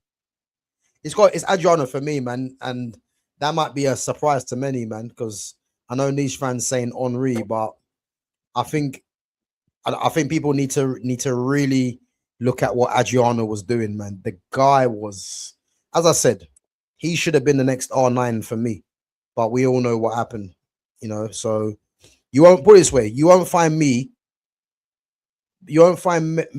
backing many players over Adriano. That's the truth. R9 is probably the only one, because Adriano was meant to be that guy, man. He was. I've never seen nothing like it, man. Like left-footed, strong, quick, aggressive. He can shoot from any angle, technical, like skillful. Guy could do everything. Scored goals. As I said, back in the day, the football managers, man. When I used to play as Man United, first player I would sign, Adriano. Guy was bagging 50 goals minimum. Like he bagged 50 goals minimum in all comps, yeah, on a joke. Like it didn't make sense, bro. I never thought the game would ever do that. Just get someone that bags them and that amount of goals, and he wasn't even trying. 50 goals was minimum for him. So I just followed him ever since, man. The co-ownership days as well. Absolute fucking beast. Like I say, there's certain games where his name is the first name that comes to mind when I hear of like certain games. Like, yeah, that foot champ manager, because back then it was champ manager, in it, championship manager. Yeah. And fucking before that, even like fucking, I swear there was an LMA that he was a fucking LMA games, yeah. LMA manager. Yeah, but like fucking obviously certain years of them, like say for example LMA 2002, Taribo West was fucking naughty, naughty. Taribo. But like I say, certain years, certain players in it, but he's that guy in about fucking 5 or 6 games. Like he was ridiculous for about 3 years, 2-3 years. Yeah, he was so overpowered, it was scary. But it was true to life, because that's how he was in it. He was that quick, he was that powerful.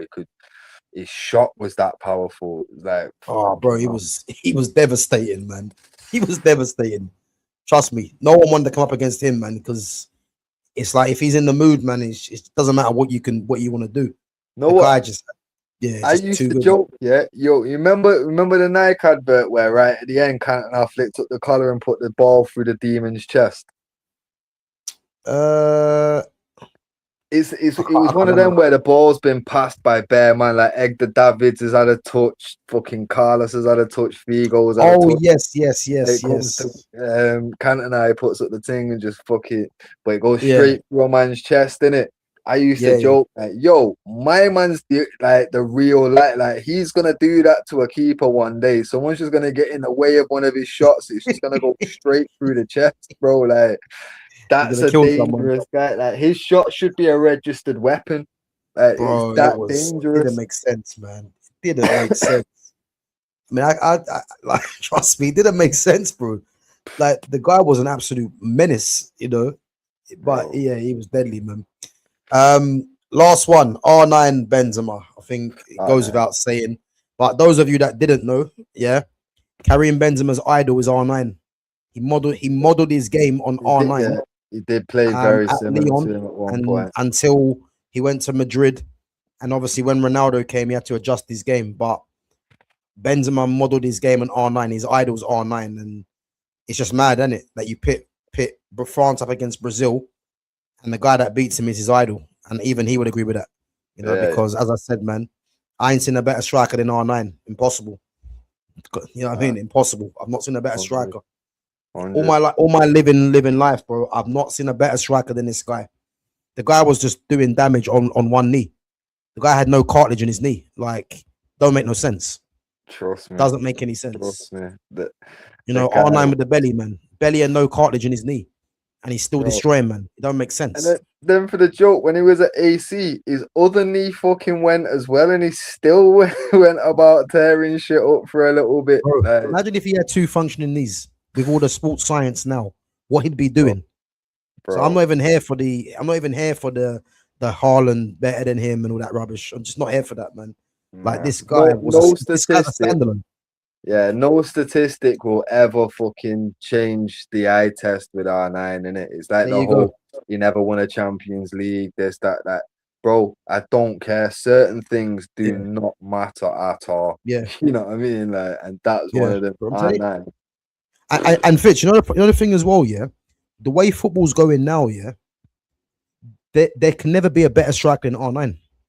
Yeah. The way football's going, because it's like we already know that the number 9's dying in this era of football, yeah. And even if there is number 9's there, they're not R9. You know what I'm trying to say? As I said, the closest player to R9 since R9's come onto the scene is Benzema. Yeah. And obviously Adriano, you know, should have taken over from R9 anyway, but obviously he didn't fulfill because of what happened. But other than that, bro, Benzema and Adriano are the only two. No one's come close to that. You know, you might get the likes of obviously I rate Harry Kane as a footballer. Yeah, Kane gets goals. Lewandowski, Suarez, Aguero, one of my favorites as well. Haaland, Mbappe, these guys get goals. Yeah, but they're not R9, man. Like R9 was just different, bro. Different. I remember that guy making his debut at 16 for PSV, and he was a menace there at 16. You know what I'm trying to say? Bro, like, it just didn't make sense. He was fucking ridiculous. Like I say, I remember watching that run of his he was against Italy in it. Fucking I swear it was Nesta and Maldini on either side of him, both going in for the challenge, and he still came away with the ball. I was like, oh my days, this guy, man. Fucking hell. Both Maldini and Nesta coming in from either side of you. These men know what they're doing to deal with this matter, you know. He still came away. Nah, you taking the piss. No, he's something else, man. He's something else. But listen, man, it was a privilege to watch that guy in his peak, man. Because I say, yeah, he's one of the best, man. Well, yeah, he's the best striker ever I've seen. You know, and yeah, it will continue to be that, and especially with the way the game's going, it's not changing anytime soon, man. Especially in our lifetime, I can't see it. I look at the strikers now, and there's no one really coming through. I mean, who's the striker coming through? That's that 16, 17. There ain't. Nope. So it's just not gonna happen, really. You know what I mean? This is the thing. I reckon within the next 10 years, like the number 9 and the number 10, they'll be there, like just as a shirt number in it. Like it won't actually be a role. Like I feel like they're moving more towards your 2 wingers are just gonna, like, essentially, remember the 4-4-2 where you had the 2 right at the top there. Now them 2 are basically getting pushed out here, and everything else is getting pushed deeper. That's it. You know what I mean, with nothing in the middle. So I can just see exactly where it's going. I can just imagine just wingers, midfield, DM, defense, fullbacks. That's it. You know, bro. Sorry, Man City agree. Club record deal to sign Elliott Anderson. Fuck him too, bro. Football's gone crazy. Go on, has he got the price? I'm waiting for it to come through now. Manchester City agree deal with Nottingham Forest to sign England midfielder Elliott Anderson. I don't think they're gonna say. Well, put it this way, yeah. Their record deal was Jack Grealish, 100 mil, yeah. So it must be the 120 mil that Forest wanted. I'll be honest with you, yeah. I'll be honest with you. City can afford it, yeah. But yeah, put it this way, I just don't understand why you'd play. Oh, bro, you're right, man. Yeah, Pepe scored 2. Yeah. But yeah, they've agreed a club record deal to sign Elliott Anderson. And now what's gonna happen now, Fitch? Yeah. You see the problem this is gonna do now, yeah? We're gonna find out what the price is. And now all the players that are gonna be going that play midfield expect an extra 10 mil on top of their price now. Which is why when I keep saying Camavinga, bro, Camavinga's available, whether he wants to leave the club or not, just make a bid and just test the waters. Because if Real Madrid accept the bid, yeah, he's gonna know that they don't want him.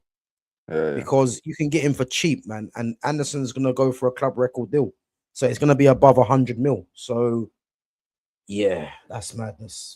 But anyway, guys, we're gonna wrap it up anyways. I got to shoot. But we are gonna be live back tomorrow for the watch along between Norway and France. So yeah, me and Fitz will be on again tomorrow. So yeah, make sure you guys come through. Or even if you want to jump on the stream as well. So yeah, live watch along Norway and France. Should be a good game, man. Obviously, Mbappe versus Haaland. You know, both players have got 4 goals each. So yeah, man, it should be good. Should be good. But yeah, listen, this Brazil all-time 11, arguably the best team we've done so far. So we'll run through it again before we wrap it up. So you've got Julio Cesar in goal, and the back 4, Dani Alves and Marcelo as the 2 fullbacks. Again, it could have been Roberto Carlos and Cafu, you know, but to have 4 fullbacks of that quality, unheard of for me. Thiago Silva and Lucio as a centre back pairing, to be fair, was easy. You know, it was easy. Dunga holding the midfield, you know, it could have been Casemiro, but I think Dunga was an unsung hero, really, you know. And then here's where it gets interesting and gets exciting. Yeah, Rivaldo, Ronaldinho in the 10s. Ronaldinho from the left, Rivaldo from the right, inverted, and then the front 3 of Neymar on the left, Adriano on the right, and then R9 in the middle. I tell you now, yeah, who beats this team? I mean, the weakness you would say is Dunga, but he's not even a weakness because he's the captain. So like that's how mad it is, you know. So that is literally how mad it is. Any team that can leave out Carlos, Cafu, Casemiro, Kaká, and Romario, bro, fucking ridiculous. You must be some team. Ridiculous. Yo, do you know that's a quality squad when all you have to do is reel off the man that didn't make the 11 and man know what the 11 fucking it's and let's face it, those guys we've left out haven't technically been left out. It's just that it's just gone to a vote, innit? Yeah. Like, and big up to Nishran says as well, a whole team of captains, yeah. So you've got Thiago Silva, a captain, Dunga, captain. I mean, I wouldn't say it's a team full of captains. I mean, a lot of them had been captains before, but there was a team that we done. Was it? Oh no, it was France we done, wasn't it? It was France. If you look at the France team we done, of captains, bro. France's team, they had Lloris who was captain. I'm not sure if Thuram was, but Desailly was captain. What's his name? Vieira was captain. Zidane was captain. Pogba's been a captain. Benzema was captain. Henry was captain. So yeah, that's probably been the team that we've done the most captains in one. So yeah, man, it's mad. Big up to Baz One Diva each and every time. Big up to Niche fan as well. Neymar's been a captain, yeah. So as well. So have you done England yet? Not yet. We're gonna do. And Fitz, are you free Saturday, bro? Yeah. Yeah. So on Saturday we'll probably do an early one, maybe around lunchtime, but we'll sort it out. So we're going to move on to Holland. So we've done France. We've done France last week. We're going to do Holland on Saturday, guys. So yeah, make sure you guys come through Saturday. I'm going to set up the stream for Saturday. So we'll do Holland, and then after that, so I've got it all sorted out at the moment. Yeah. So we're going to go in order like this. So it's going to be Holland on Saturday. Then it's going to be England during the week. Then we got to do Belgium, Spain, Portugal, and then we'll do Argentina as well. So yeah, we'll try and fit all them in as and when. So yeah, that'll be that, man. But as I said, we are going to be live tomorrow. I believe, is it 8 o'clock kickoff tomorrow? Let me check. Let's have a quick check. So yeah, Norway, France is at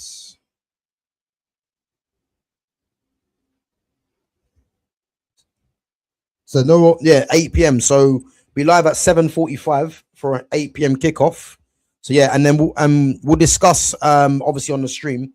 We'll discuss Man United news, obviously the Elliott Anderson news as well. So yeah, we'll get into all that. But all I'm saying, bro, is literally this deal now.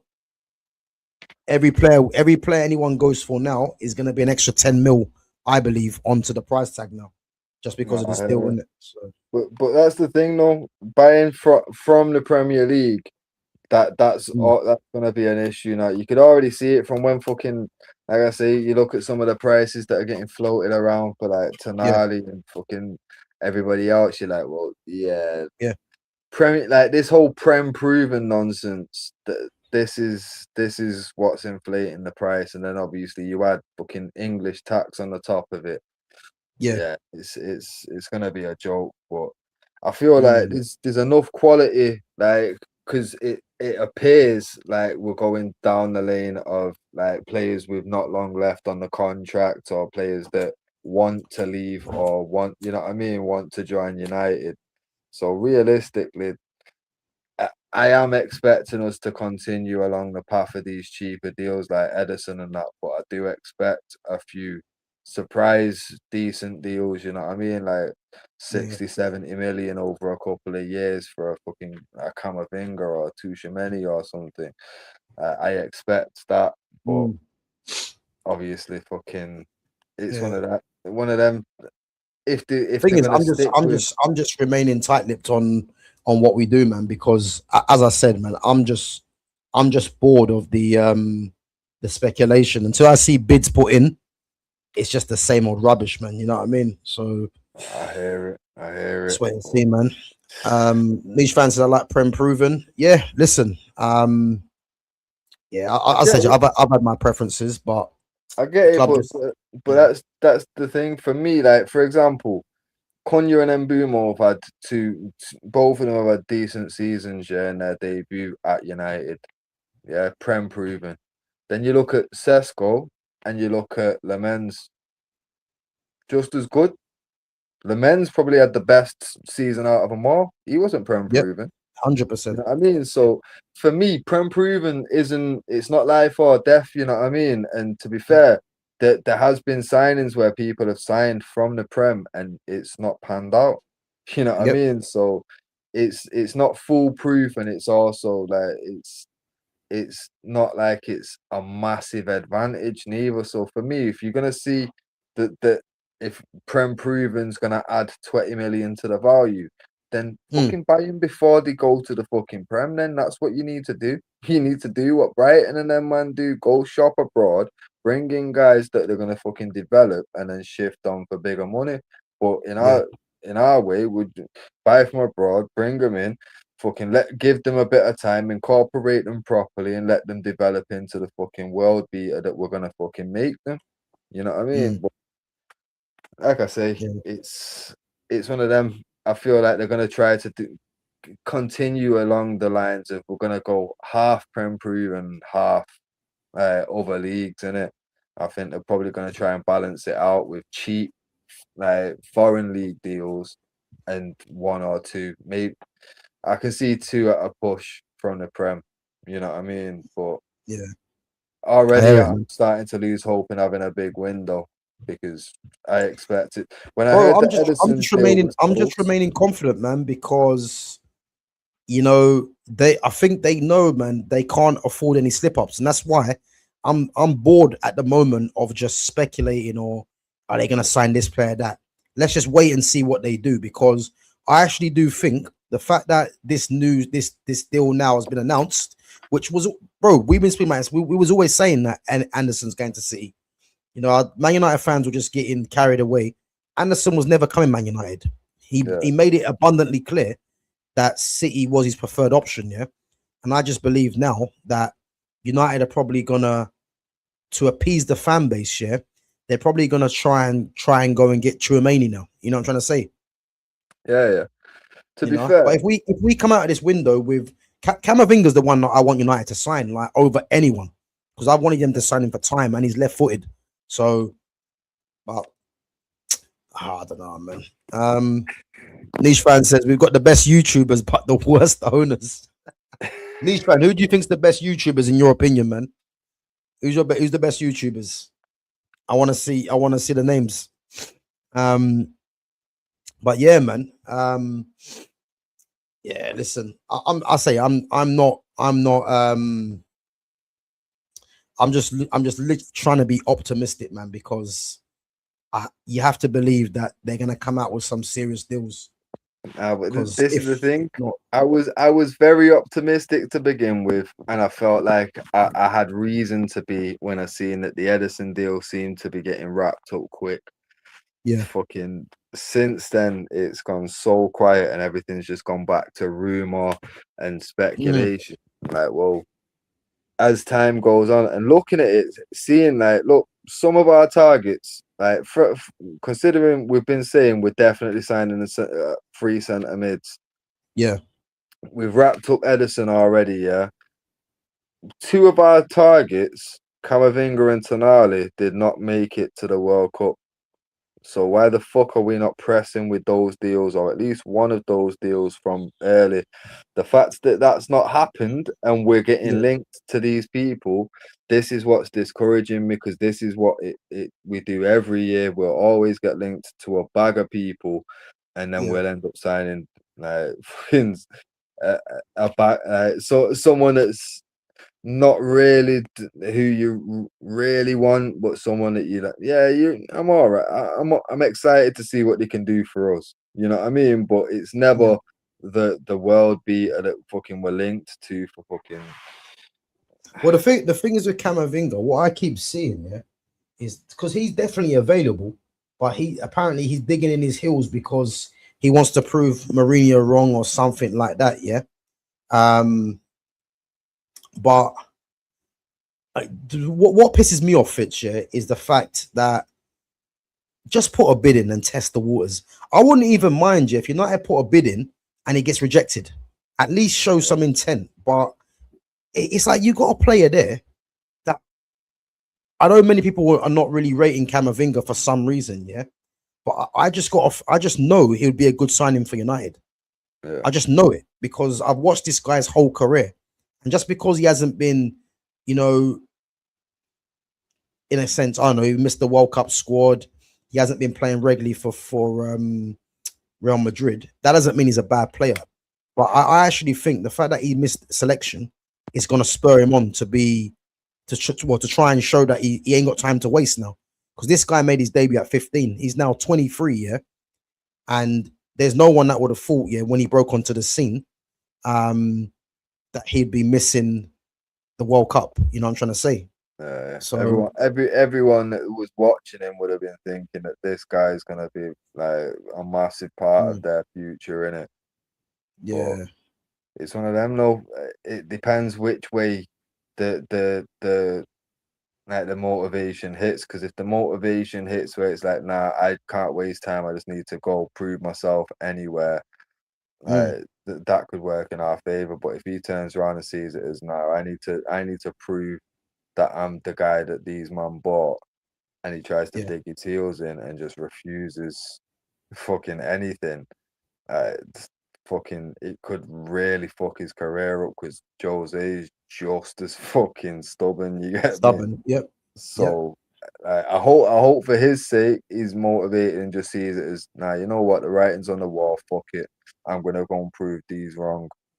Yeah. But if he digs his heels in and does what the newspapers and that are trying to report that he's kind of like leaning towards now, I think it's gonna dramatically fuck his career up. Yeah, but that's what I'm saying, man. Like, I don't know. Like, he just needs to realize, man, that Mourinho doesn't want you, man, and go and revive your career elsewhere, man. And come to the theatre, man. He should have come to United before he went to Madrid, and the options there again, you know. And United are looking at him, but I think at the moment, apparently, as I said to you, he's digging in his heels. He doesn't want to leave. So Tremaine is the more viable option, isn't it? But Yeah. I don't know, man. I don't know. But guys, listen, we have to wrap it up anyway, man. 3 hours plus. Long old stream, boy. But listen, we are going to be back tomorrow. Yeah, we are going to be back tomorrow at 7:45. Myself and Fitz again for the watch along between Norway and France, which should be a good one. Big up to Foxy Danny each and every time. Says fab stream as always, Gavin Fitz. Big up. So niche fans saying you and Fitz, Travis, JB, and Rich. I'm not even sure who they are. But big up to Darrell S as well. And guys, as I said, yeah, big up yourselves. Make sure you smash that like button on your way out. Make sure you sub to the channel if you're new. And yeah, make sure you go and follow Fitz on his socials as well, which is in the description. And yeah, as I said, we'll be back tomorrow. And yeah, we'll be getting into this big game between Norway and France. And we'll be discussing some football news, man. Hopefully United can surprise us and do something tomorrow, man. I want to wake up in the morning, man, and see some news flashing. You know, I don't want to see more speculations. I'm bored of it now, man. But other than that, guys, big up to yourselves, man. And then, yeah, we'll catch you guys tomorrow. Big up, Fitz, yeah? Yeah, man. Big up, bro. Big up, my guy. Cool, man.